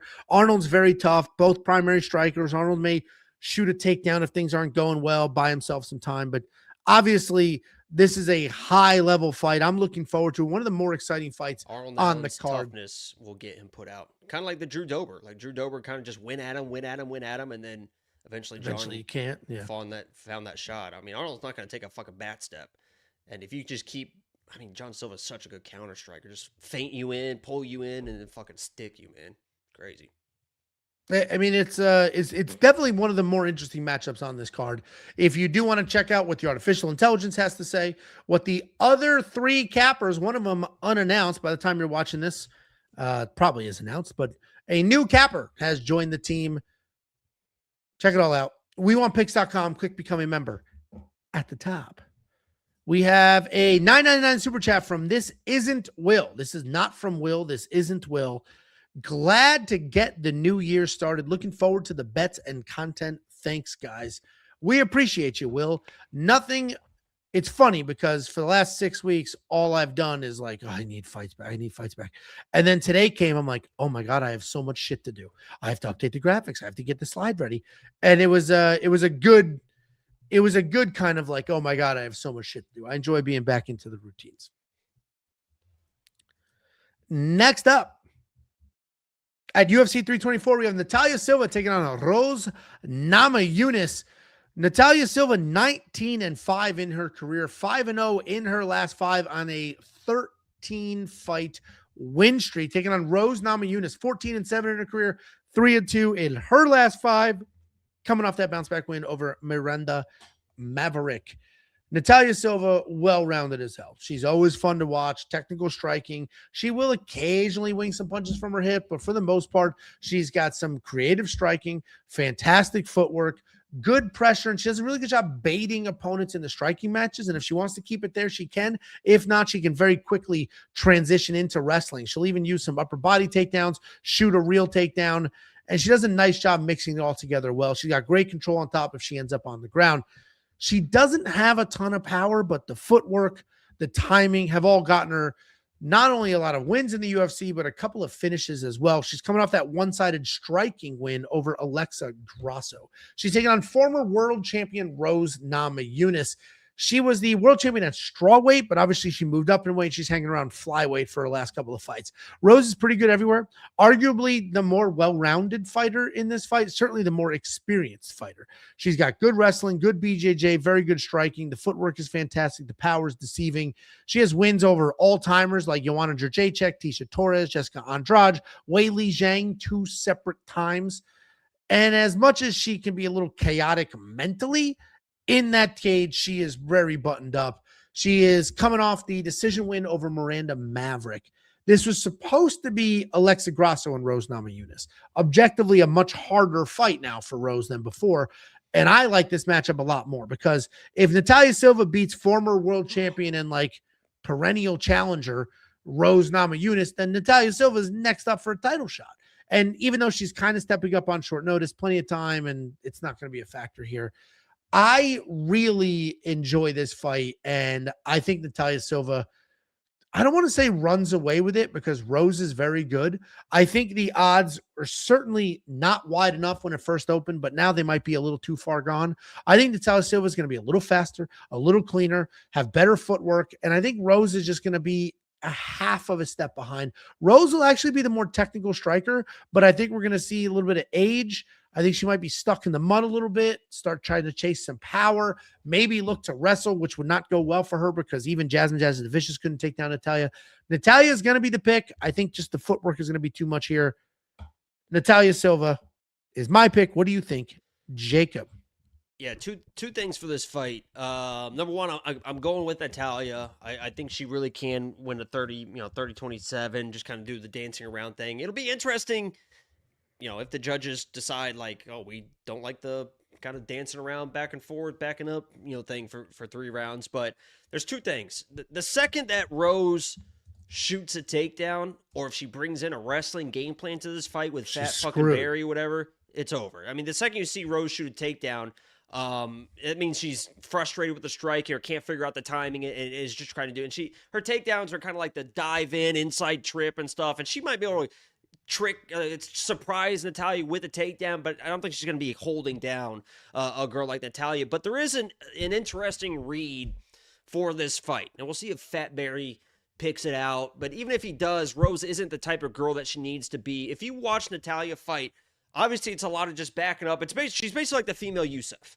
right? She's going to back up. She's going to pick her spot. She's going to, if you pressure against the fence, it's going to be boom, boom. She's going to almost kind of like juke you like a running back and get out of there. But sometimes, and she does this, it's kind of a bad habit that eventually I think it's going to catch up to her. And if Rose is smart, you back her up. And what she does is she will like almost brawl out of the pressure.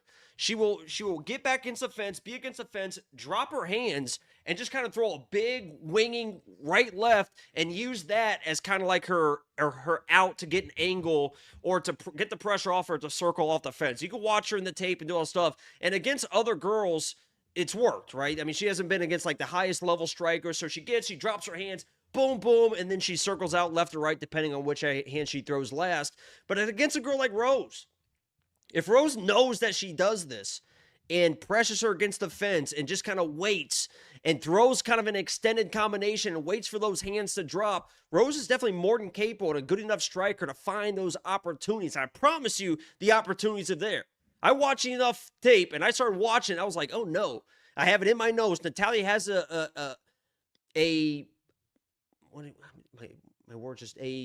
I don't know. A bad habit. I would say a bad habit. I think there was like a single word I was looking for, but she does have a bad habit of just dropping her hands and just throwing boom, boom, and almost like trying to brawl out of the pressure. If Fat Barry sees that and has Rose ready, there could be an opportunity there, but I think Natalia's going to be left, right, circle around, stick move. And Natalia's a girl too that when she starts hitting that flow state, she can definitely overwhelm and out volume. So she's not all backing up. She'll move forward eventually, but finds that timing. And I just like Natalia, and she's like a real 125er too. Like, let's not forget Rose's 115er. Yeah, that is coming up, and she's a bigger girl, but like physicality, Natalia's just so fucking strong, and it's really kind of a shame. Like Rose, I think without Fat Bear, I think Rose. I had a conversation with this with Marcus. What's the next bet? Rose is like the perfect build and has the perfect skill set. If she was just locked in at 115. She could have been a champion for a long time. I think Fat Barry really fucked her up with stupid ass game plans and stuff like this. I mean, she's like the John Jones, like long rangy, can wrestle, can strike, like tough as shit, like her mentality. And I think Fat Barry like fucking ruined her career. Dude, she won somebody. This dude Jake, whatever, says stop the cope Rose's ass. Dude, no, she's so good. Dude, it not only like she is very accomplished. She's not just a fluke. She won the belt, defended it against multiple all-time greats at that weight class, lost the belt on a fluke, won it back, continued. Like she only lost her belt at 115 in the most boring decision in the history of time that could have gone either way. Moves up in weight and has had some success. Yeah, that literally was Fat Barry. Fat Barry, you're doing great, Rose. Like they're booing. That's what we want. It's like, no, go punch Carla Esparza in the fucking face. What are you talking about? Punch her in the face. Saying she's ass is crazy. Like she's an she has wins over the two all-time greats. She has wins over Wei Li, wins over Joanna. Like they are, when people say who's the best ever at this weight class, those are the only two names they throw out there. And Rose beat them both convincingly. She finished Wei Li. Ribas with me in the fucking. That's hard to do. Yeah. She's right there. I got Rose in my parents' streamer. So very interesting dynamic here. Probably a passing of the torch. Rose is not old. She's 33, but I have a feeling she's going to look old here. I think she's going to look a little slow, a little behind. Natalia's just got too good a movement. I think she looks fine. I think she's going to look a little slow here. Not slow. I think she just doesn't. She's not going to chase as hard as she needs to. Like, I guarantee Fat Barry is going to be like, don't chase her. Make her come to you. Make her, like, I guarantee that's the game plan that Fat Barry is going to be like, we're not going to chase her, Rose. Don't chase her. Just let her come to you. Bite her in. Feint her in. Shoot the takedowns. Like, that's going to be the horrible-ass game plan he's going to come up with. Well, what she needs to do is just pin her and fucking let those hands go. Yeah. Back her up. Just get after her. That's your opportunity. Yeah. Like, have big moments. you got to have the big moment against the fence. Let the judges see Natalia running away from the big moment. Pressure again, another big moment. Like, that's how you're going to win. But Yeah. Fat Barry, so. Yeah, it'll be. I'm curious to see how it goes. I will say I'm fairly confident in Natalia Silva, but these DraftKings fantasy prices are a little ridiculous. $9,400. She's not going to finish, Rose. So $9,400. She better wrestle her ass off for that to be worth it. $6,800 for a former world champion who's tough and in every fight. Kind of disrespectful there. If you think Rose has some success, you might be able to get some value out of that. But if you want to see what the fight simulator has to say, what the artificial intelligence has to say, we use the data analyzer to find some stats. If you want to watch their previous fights and use the full fight catalog or the library or the tape index, all of that is available at WeWantPicks.com. Just click become a member at the top. It's freaking 10 smackaroos for an entire month's worth of access. Next up at UFC those panties. Whose? Do you wear panties? No. Free ball? No, I wear boxer briefs like a human adult. Yeah, again with the fucking. I'm trying to watch the vlog with my family. We got our young cousins. Now I do it on purpose because of you. And then it's just pantless Angelo walking around the hotel room having a casual conversation about. No, I was getting ready for snow biking. Pantless. That's what I was. Well, and then I put on 4 pairs of pants. So since you started doing that, are you stuffing it or? You noticed. Well, I was going to suggest. I was going to offer up help. You need that Brian Ortega cup. That would be hilarious if you every time you start doing it, you just like an extreme cup. Yeah. Like purposely hit the side angle. Like remember in the remake of Vacation with the Thor brother or whatever when he comes into the room and he's just got that monster. And he's like props. He's like great. He's like what a great day, huh? And it's just fucking like hanging there, like he's purposely showing off. Like if you got like just an extra large cup in the next vlog, and you're just purposely like, shoved inside my boxer briefs. I like to stretch in the mornings, and everyone's like, "Holy shit, look at this thing!" I guess before we break down this fight, we have a super chat from Solomon. $1.99. Who do you guys have early pick, Max or Oliveira? Oof. What are the odds on that? Do they have them? I don't. Yeah, the odds are out. I haven't full broke. I did all the graphics for that event because I didn't realize that I would be on this one already. I didn't fully break that down. Gut, Max. That's just gut. But Charles is Charles. Great fight, but my gut's saying Max. What about you? Any gut or no pick? Okay.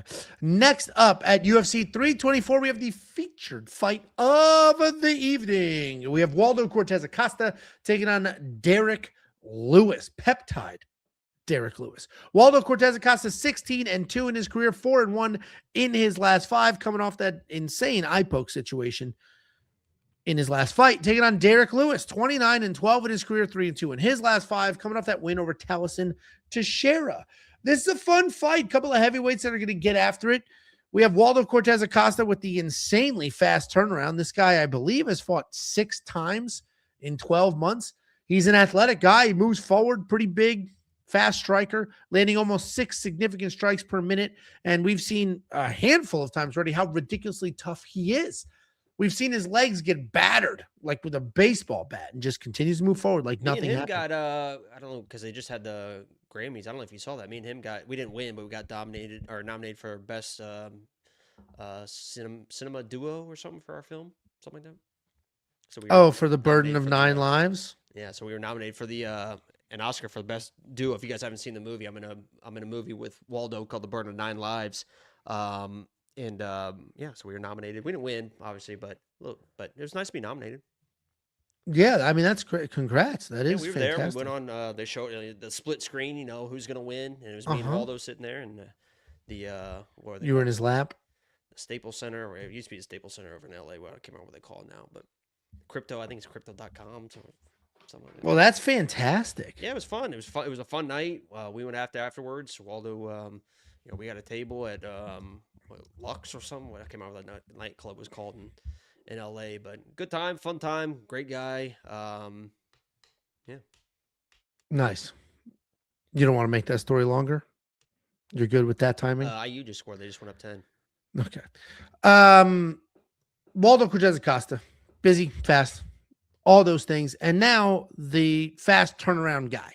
He just smoked Shamil Gaziv. I said the eye poke thing. I forgot. I was wrong. It was Shamil Gaziv was his last fight. He got poked in the eye by Ante Dalia. That ended up being wild back and forth. He knocks Ante out. Fights a week later against the bridge troll. Smokes him too.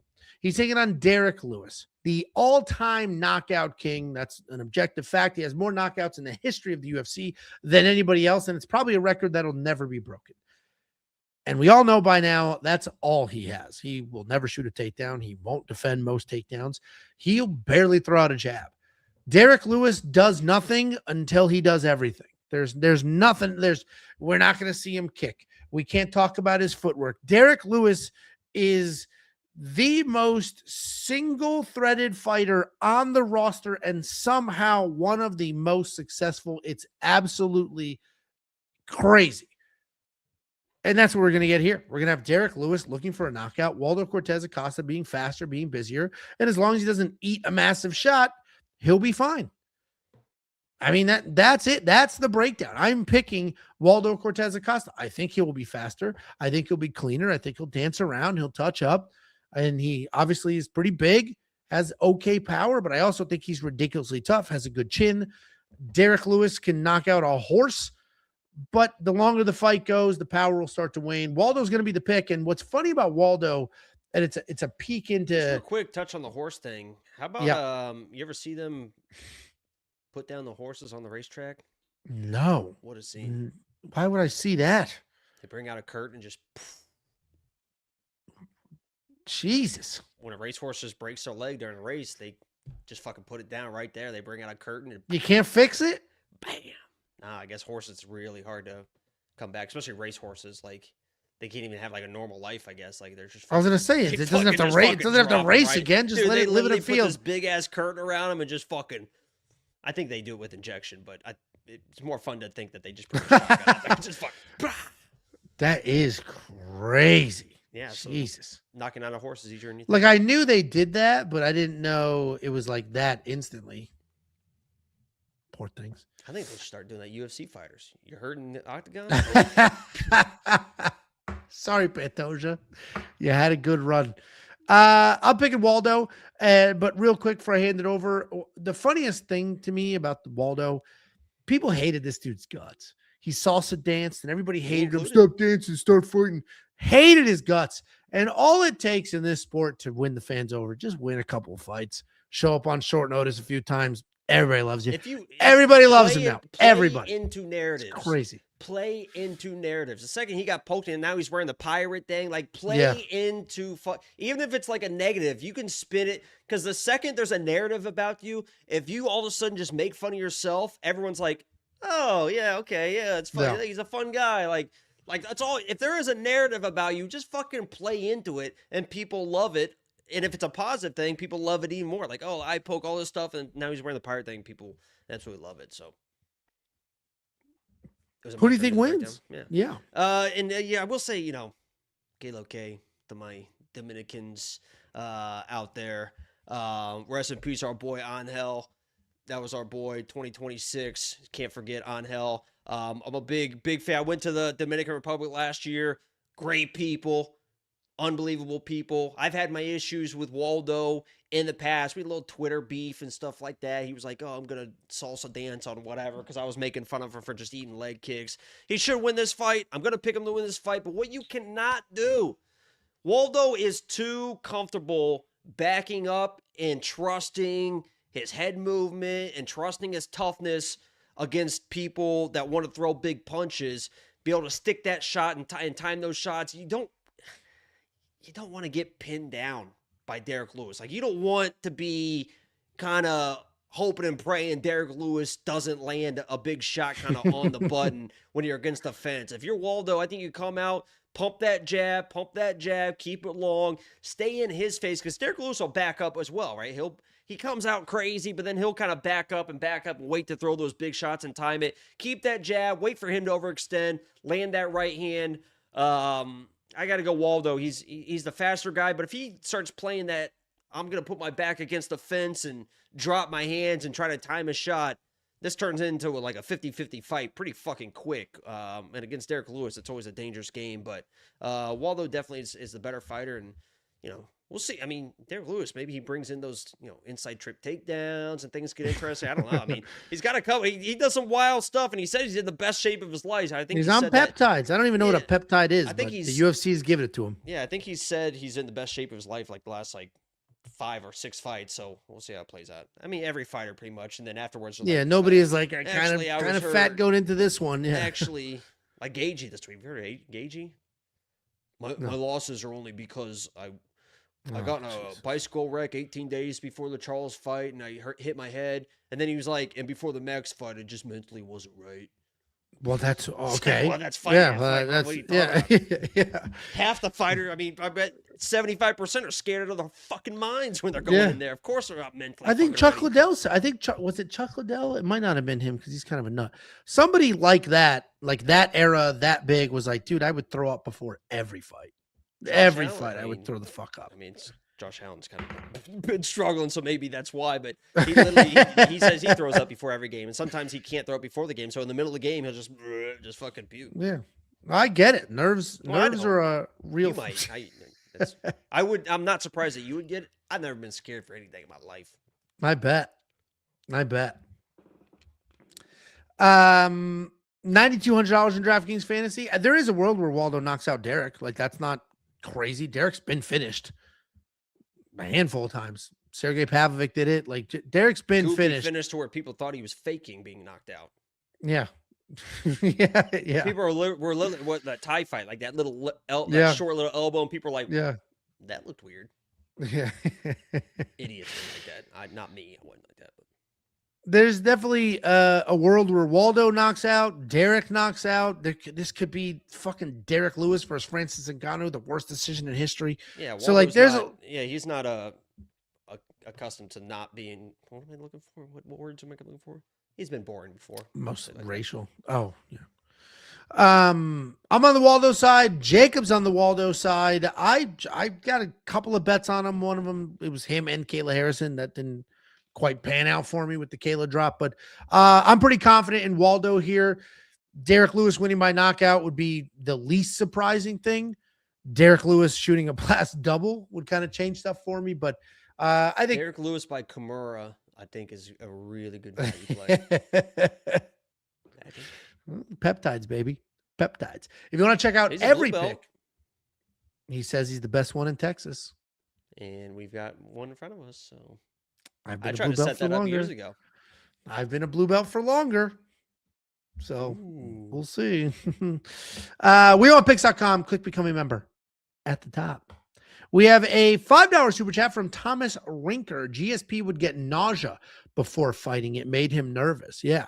Maybe that's what I was thinking of. I knew it was like an all-timer that was like before every single fight. Those French Canadians are... Are you intoxicated? Thank you, Thomas. Are you intoxicated? I'm not impressed by Air's performance. I watched that shit live, dude. Same, bro. Yeah. Next up at UFC 324, we have the new co-main event of the evening. We have Sean O'Malley taking on Yadong Song. Sean O'Malley, 18-3 in his career, 3-2 in his last 5, coming off those back-to-back Marab losses, taking on Yadong Song, 22-8 in his career. Song Yadong. Everyone calls him Song Yadong. I think it's Song Yadong too, and then the Everybody UFC flipped Song Yadong. Well, that's like the fanatical Asian way to write their name like correctly, but everyone calls him Song Yadong. I'll do Song Yadong. It's more natural. I'm forcing Yadong Song. Johnson, Smotherman, my Yadong, and Bukauskas all over me. Okay. That was a pretty good parlay, though, right? That was, and just now the way you worded it was solid too. So hey, well done with the pervert parlay. Johnson, my Yadong, and Smotherman, me, and Bukauskas. I don't know. Let's keep going, please. Yadong Song 3-2 in his last 5. He's coming off that bizarre eye poke situation with Henry Cejudo. Sean O'Malley, we all know who he is, right? He's a slick, powerful striker that doesn't have like insane one-punch knockout power, but he's so accurate, so fast, so well-timed that decent power becomes mega power. He's got good footwork, fast, accurate, very technical. We know he can be an absolute dog. We saw that in the Petr Yan fight.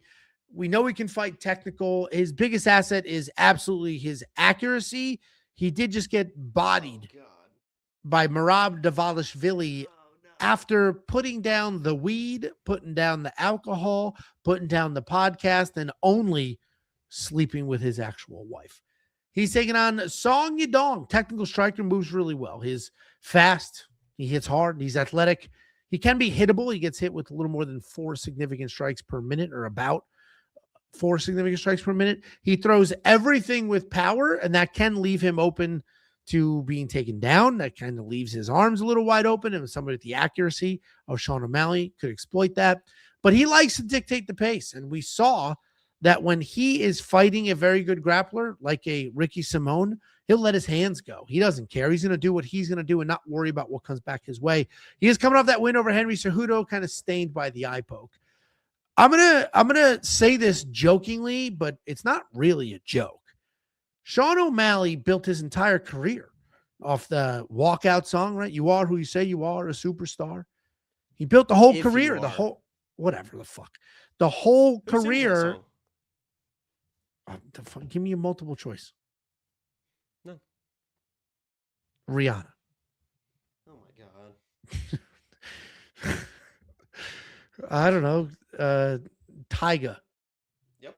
That was I can't believe it. Actually got that one. Is it really Tyga? Yeah. I don't believe you.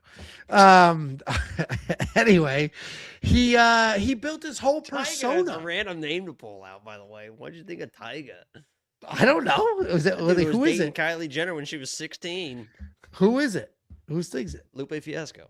Oh, yeah. No, I was way off. His whole persona is, so you know how Carlos Prates drinks and smokes? He does it a little differently.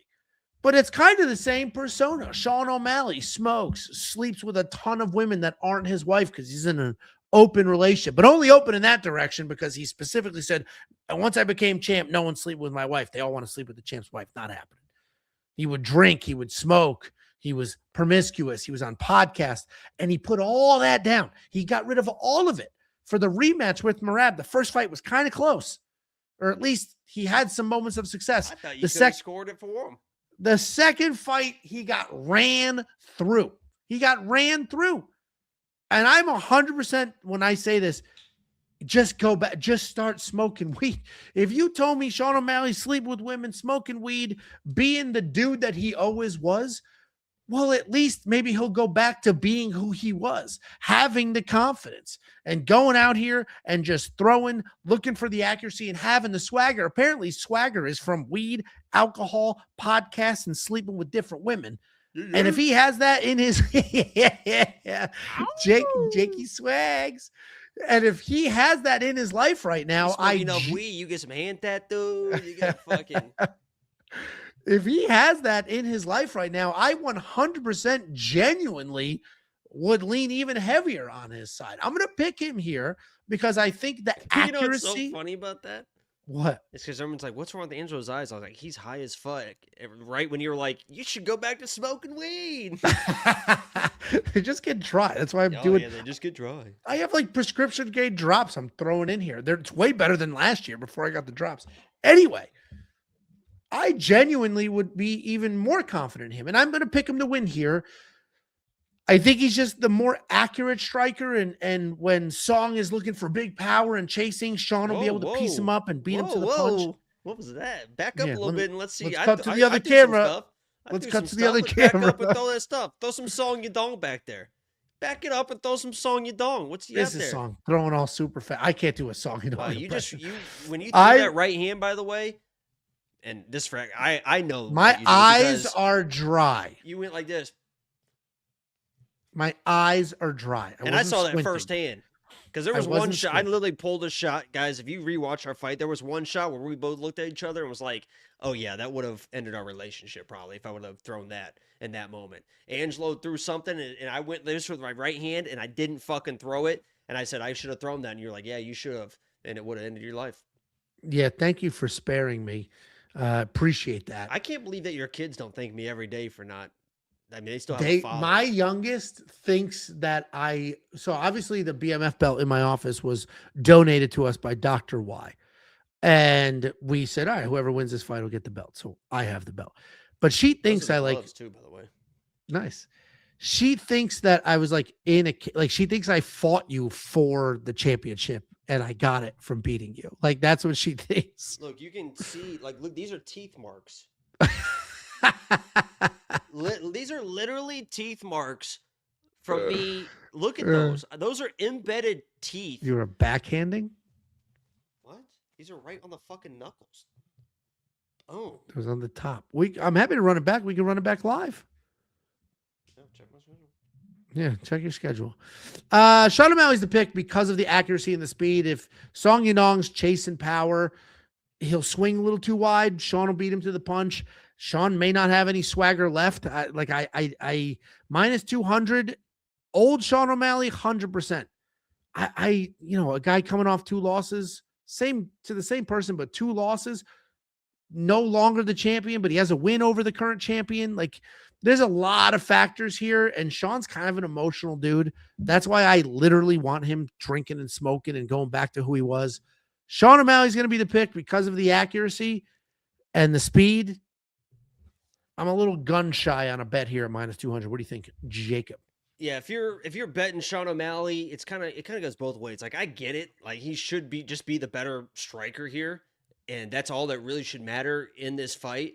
But at the same time, like, I don't know, like you talk about it, he's kind of a mental case. He's like, if I lose, I'm probably gonna retire. If I win, I don't know, I still might retire. Like, I'm looking just to fight maybe 2 more times, and I think I'm gonna be done. Like, all that type of talk is like, I don't want to put money on that type of guy, but the matchup should be a good matchup because Song Yadong in his career, if you look at the people he's losing to, even that Chris Gutierrez fight, like, he had to Chris Gutierrez was like, I was like, oh shit. And Song Yadong was like, oh shit, and started wrestling. And Chris Gutierrez, luckily for Song Yadong, is a guy that once he gets taken down, I mean, that guy doesn't fucking move. Like, he just stays on his back or whatever.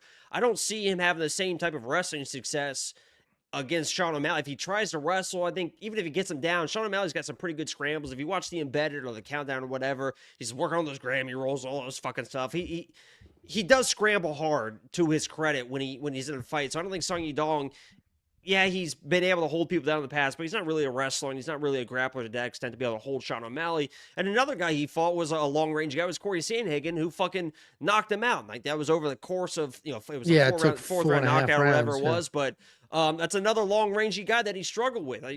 Song Yadong has found success boxing wrestlers. It's almost like the Alex Perez. Like, he's looked good in fights against people that he's the better striker in. But in this fight, he's not the better striker. So, he's a tough dude. He's going to be in Sean O'Malley's face. If maybe he's able to clinch and hold and get some takedowns and make it dirty and win a decision or whatever. But I don't think he's going to be able to land at the end of a punch to be able to hurt a guy like Sean O'Malley. Sean O'Malley's range management is just so good. And if Sean O'Malley just kind of fights his fight and finally has that, okay, I can strike because this guy's not going to be diving at my legs. And if he does, maybe he gets a takedown, but he's not going to be able to hold me down. This isn't fucking Merab. This isn't even like the Aljo fight. Like, Aljo fight, he had to be a little bit cautious because Aljo will backpack you. And this should be a fight where he can be very, very comfortable in the striking, move forward, do his little feints and stuff, frustrate Song Yadong. So if you're betting Sean O'Malley, I get it. He is the better striker. This should be mostly striking. It should be pretty clean, but, mentally, I'm just not there for a bet on Sean O'Malley. Come Saturday, live stream, we're going to be betting Sean O'Malley's side in some capacity. But as far as like a premium play, safe money type stuff, I'm just going to stay away from it and see what happens. Yeah, what's funny is this dude Spanky68 is like, Angelo suggests that O'Malley ruined his life to do well in MMA. And then they elaborated, Thank you, Spanky, you're right. O'Malley should start drinking, smoking, doing meth. But first of all, I didn't say doing meth, banging street horse. That is literally what got Sean O'Malley to the belt. I'm not asking him to do anything different. I'm asking him to do what he did to get to, and when he was defending his world championship. He was a dude who smoked weed, podcasted, drank a little bit. He is literally in an open relationship. He is very open about the fact that he sleeps with many women that are not his wife. That is the relationship he has. And he threw all of that, he put all of that aside. He said, no, I'm not smoking. I'm not drinking. I'm not sleeping with. He got rid of all of that for the last fight against Merab, and he got ran through. He got ran through in that fight. So my only point is go back to who you were when you were the champion, when you got to the belt, when you had your swagger, you had your confidence. Be that person. I didn't say do meth. Go back to who you were when you were champ. Jacob and I both on the Sean O'Malley side here. Obviously, lots of 2 losses in a row, no longer the world champion. The dude he lost to is also no longer the world champion. Song Yadong doesn't suck. Sean O'Malley's going to be the pick here. Very good co-main event. I don't hate it. Like, obviously, this card took a hit when we lost the Kayla Amanda fight, but this as a co-main event is not a bad spot. I mean, this is a reasonable co-main event and an otherwise pretty good fight card. If you want to check out every pick, every bet, there are bets on this fight on the board already. Just go to WeWantPicks.com. $9.99 super chat from Korean. Jeez, can I say this? I can't say the whole username, I don't think.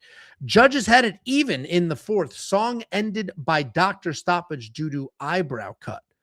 He's talking about the Corey Sandhagen fight. Yeah, I mean, he was outstruck at every round. Yeah, I assume Korean here is telling the truth, and he's not going to make this up. I remember watching it and not thinking it was very close, but I could be wrong there. He was statistically outstruck at every round. Next up, at UFC 324, we have the somewhat controversial main event of the evening. We have Justin Gaethje taking on Padira Bade. Justin Gaethje, 26-5 in his career, 3-2 in his last 5. He is coming off that fun win over Rafael Fiziev, taking on Paddy Pimblett, 23-3 in his career, 5-0 in his last 5 on a 9-fight win streak, 7 of those wins in the UFC. This is a fun fight. It is an interim title fight, though, because we all know Ilia Topuria going through a pretty nasty divorce with his wife and just can't focus on fighting. I fully understand that. I wish they would just make this the real belt, not the interim. That's all well and good. Ilia's back now. He said he's back. He got that win in court, and I mean, that whole thing's not done, but he said he'll be ready to go. And I mean, maybe this whole thing was a discussion with the UFC, and the UFC's like, dude, we have to do a fight. It has to be your weight class. It has to be whatever. And he was like, give me a few more. And they said, hey, just sit it out. We'll throw you on the White House card. It might be that. I don't know. I mean, and that's fine. And I'm good with it. Obviously, the controversy comes into play. Not that the champion is sitting out. And honestly, they probably shouldn't strip him because the unwritten rule is you get a year. You get a year. So if he can fight within the year, he gets to keep his belt, and there's a random interim title for no reason whatsoever. The controversy comes into play because a lot of people feel it should be Arman Sarukian fighting for the title. And I agree. Arman is, I think, the best lightweight on the planet. I think he's better than Ilia. Even if he's not, he's the second best lightweight on the planet. Beats both these guys. He beats both these guys. But you know what? He kind of wronged the UFC when he missed weight, and then he pissed him off again when he headbutted Dan Hooker. So on the sidelines he goes. We have Justin Gaethje, former BMF champion of the world, former title challenger, taking on Paddy Pimblett. Longest active win streak basically in this division, at least in the top 5 of this division. So the matchup makes sense to me. Justin Gaethje, BMF champion for a reason. He moves forward and he gets after it. He will just march forward, walk you down, thud you out. I think he has one single takedown in his entire UFC career, despite wrestling in college. Doesn't even use it. Use it to stay standing and just absolutely go to war. He's all-time tough. He's a dying breed of savage. Justin Gaethje is coming off that win over Rafael Fiziev, where he landed more strikes and had a knockdown, and he turned the former Tiger Muay Thai striking coach into a wrestler. He's taking on Padidabade. He doesn't get knocked out. 23-3 in his career. That is a good record for a guy that showed up to the UFC with his chin very high in the air. He's pretty well-rounded, good amount of experience. He is hittable because of that chin just high up in the air, but he swears to us all that he can't get knocked out. Smooth grappler, he flows really well. Takedowns aren't fantastic, but he is improving, and you have seen those improvements in the quality of his wins.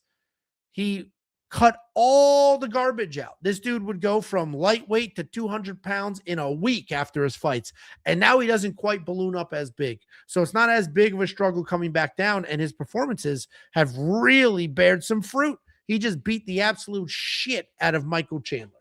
And if you told me a year ago that Paddy Pimblett could be a UFC world champion, there's a 0% chance I would believe that. There's just not a world where I would have believed that. But here we are. He likely wins this fight and becomes a UFC world champion. Paddy Pimblett is going to move forward, and if his chin is there, then he wins the fight. If the chin is not there, then Justin Gaethje is going to get the best of him. It's just that simple.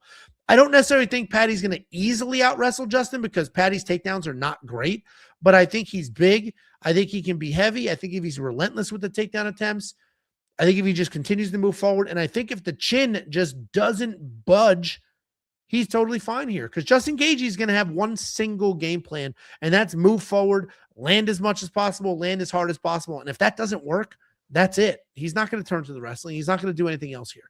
So I'm going to pick Paddy, but Justin was the BMF champion for a reason. This dude doesn't play. And if Paddy's not prepared to be in a war, it's going to be tough because Justin Gaethje is only in war. Nobody has beaten Justin Gaethje and was not in a war when they did it. I'm going to pick Paddy, but I'm likely just going to watch this fight and enjoy it for what it is. What do you think, Jacob? What do you think, Jacob? Your fucking microphone, Jacob. All this time and effort, this fancy new room, 2 cameras, all that bullshit, all for him to accidentally pull the cord out of a microphone? Make a noise. There we go. Holy shit. What the hell did you do? There. Step on it? No, I think I unplugged, just like, I was moving it, and I touched the cord, and I think I just unplugged for a second, and it really freaked the fuck out.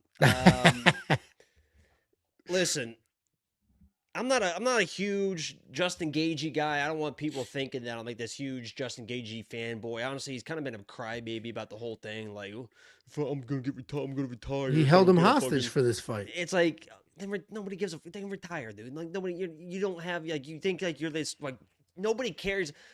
They lost Connor and the ship kept moving. Like obviously it's like not that quite as the whatever, but nobody is bigger than the sport.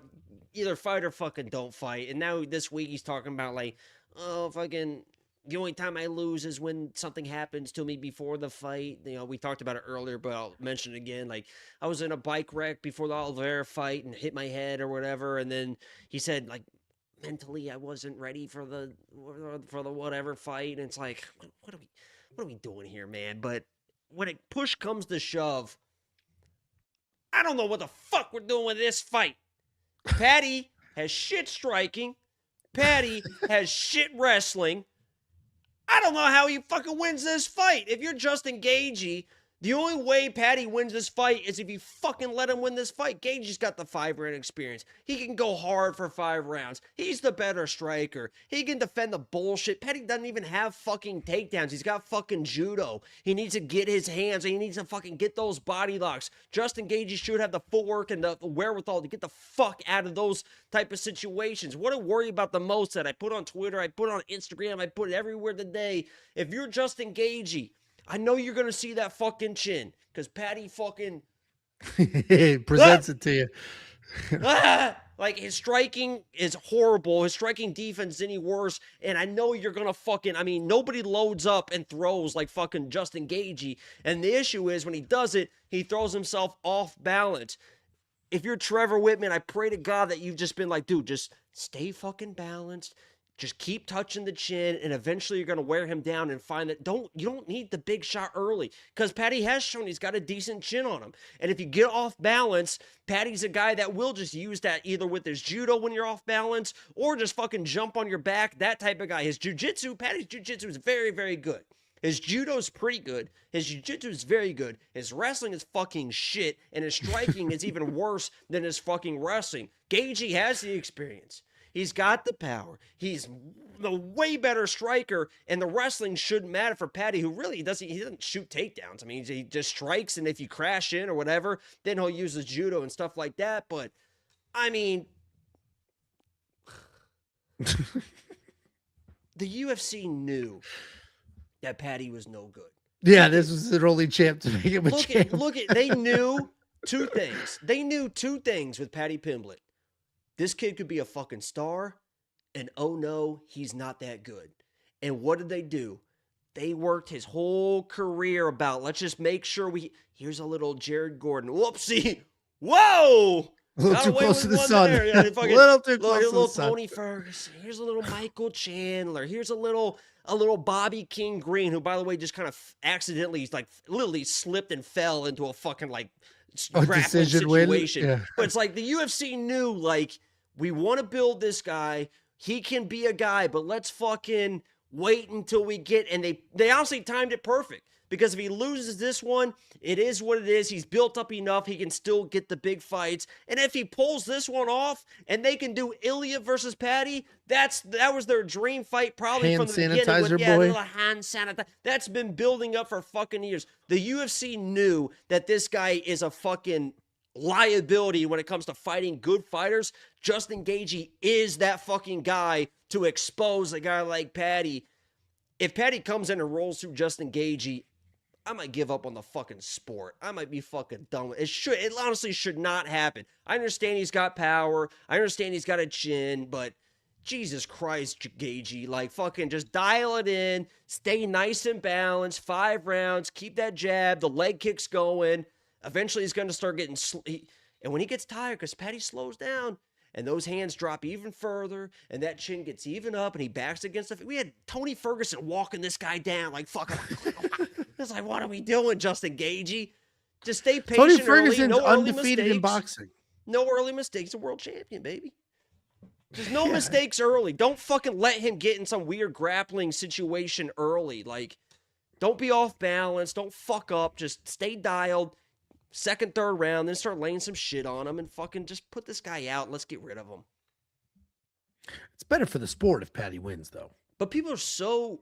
I agree. And I said, the second that Ilya said that he's coming back and he'll fight the winner, I put out a tweet, too. I was like, oh, I hate Paddy. I want to see him. I want to see Ilya fight. 100%. It's way better. Oh, my God. That's career ending. That's fucking Paddy will never be the same after fucking Ilya gets in his fucking chest and those combinations. Holy fucking shit. But everyone that just thinks Paddy is going to run, what's he going to do to Justin? I don't know. I don't get it. I don't get I mean, we like, watched Rafael. Justin sucks. It's like, Paddy sucks. I don't think You've seen this guy strike? What are we doing? Are you guys watching the same guy I'm watching? He fucking... we don't get... I mean, we've seen Justin get taken down. Like, people who tried are successful.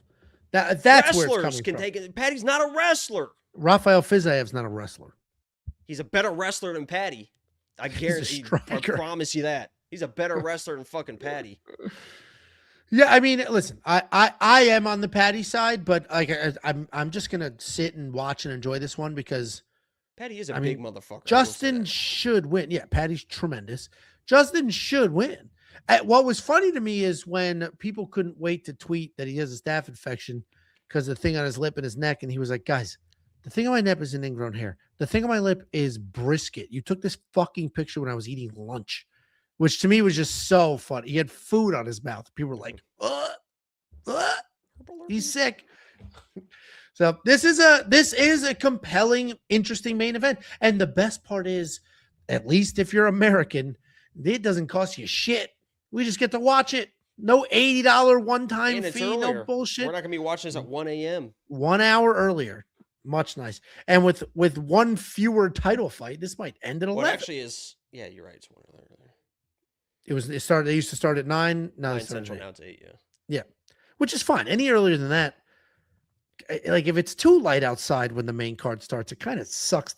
Like next week's UFC 325, I'll be very interested, but watching it during the day isn't quite When as does it like. start? I'm gonna assume it's in the middle of the day. It's in Australia. Well, sometimes they do those. They do those still Eastern. They say, "Fuck you, America's watching." You're fighting at 3 a.m. That is true. They do that to them quite a bit. I actually haven't checked the time at all. Maybe it is at night. I just assumed it'd be during the day. Dude, you're fucking Mike again. You can't be serious. All right. Well, while he's figuring out how to use the equipment he's always had, it's not even new. Oh, are you muted? You're muted. Can't unmute your guest because they chose to mute themselves. There you go. Yeah, you're fine now. No, you're not fine. Okay. I picked Patty. Jacob picked Justin. If you need a tiebreaker, we've got plenty of them on the website. We have multiple cappers, including a brand new capper that you may know who it is by the time you're watching this video. But anybody watching live, I'm not saying this guy's name until he says mine. He did text me and he said, tomorrow I'm making my announcement video and I'll send that over. So we'll see what happens. But if you need a tiebreaker, you got Artem, you got Betsam, you have the third soon-to-be announced human being capper, or outside of Jacob and I, and then you have the artificial intelligence. Check it all out on the website, wewantpicks.com. Jacob's microphone still isn't working for some obscene reason, but don't forget to subscribe. Costs you nothing. Costs you $0 whatsoever to click that subscribe button. And I promise you 2026 is going to be some of the best content we've ever put out. Jacob has spent the last 6 weeks. Yeah, you're good. The last 6 weeks, well, getting this streaming setup correct, but you got to fix that fucking shit before Saturday. Nice dry run. No, literally, it's because let's see. You're going to do it again. No, I was smart. I thought I was being smart. And I zip tied everything down so it was nice and tight. But when it was zip tied down, I'm moving it around. It was pulling the thing out. It needed a little more flex. Yeah, it needs now I have it see, now I got a little there you go. Little whatever now. And then when I plugged it back in the software, it wasn't muted here, but in the Shure software for whatever reason, it I touched it and muted it on accident or something. But I think it's gonna be fine. We'll find out on Saturday. And now you just got an interception. I saw somebody said interception, game over. Game over. National champions, baby. That's my team. Day one. Number 1, Indiana Hoosiers. If Indiana plays Michigan, who are you rooting for? I was going to graduate from IU Kelly School of Business, one of the best business schools in the whatever. And then I was like, fuck this. I went to Indiana University, Indianapolis, but it was going to be an IU degree, same degree anybody else has. There you go. If Indiana plays Michigan, who do you root for? I went to Michigan. When I was in high school, I went to a Michigan IU football game. It's the only football team I went to for Michigan, and I was decked out in Michigan stuff, and it was in Bloomington. And there you go. Rooted the fuck out of against IU. that was when IU was horrible and Michigan was really, really good. And I think it was only 7-0 at halftime or 14-7. I was like, oh no. But they blew them out. Well, don't forget to subscribe. Costs you $0 to click a couple buttons. Make sure you get all the content, Jacob's live streams, all the videos we put out throughout the week. We have a whole bunch of fights coming up. The wait is over. The wait is over. That 6 weeks felt like 11 months, but the wait is over. We are ready to go. Jacob's stream room is ready to go, and we are full-blown into our routine. Here's just a teaser of some of the upcoming fights. UFC 326 is on its way as well. UFC Vegas 113, UFC Houston, UFC Mexico, UFC Seattle. All of these fight cards have been fully announced and are ready to go. The website is updated with the data, with the fight predictions, with all of the things that you could possibly need heading into a fight week. Just go to wewantpicks.com, click become a member at the top. If you want to send something for the vlog, we've got 2 vlogs coming up back to back. UFC 324 this weekend, UFC 325 next weekend, and every single thing. Oh, and so if you want to send it, the address is P.O. Box 406, Prosper, Texas 75078. And we have an app. Download the app. It costs you $0. Jacob, any words for the people? Happy to be back. Happy to have this new stream room. I appreciate my mom letting me convert her, what was it, stamps and scrap. What are those people? I mean, scrapbooking. What else do people do? She's making candles, crocheting. Oh, nice. Oh, This was like her little art room. So back with the parents and converted the scrapbooking into streaming. So the streams should be interesting. I mean, we got to be a little bit more quiet. We can't after. That's why thank God they're starting an hour early. Because Papa, he doesn't like all the yelling and screaming. coming there with a belt. So we're trying to get some soundproofing and stuff like this. But because that's their bedroom is right there on that wall. So You're just gonna hear thunk, thunk, thunk. Like, shut the fuck up. I do have a quick PSA. Anybody who you haven't checked premium in the 6 week, do it before the event. Do not check on Saturday right before the fights and you forgot your password or you realize, oh fuck, but the credit card expired. Do not wait till Saturday. You missed the odds too. Just 100% you should be checking all the time, always. But the break was long. People have I get it. Don't wait till Saturday. Log in, check your shit, make sure it works, make sure you're ready to go. Bets are about to come flowing in. So don't be the idiot who didn't check the last minute.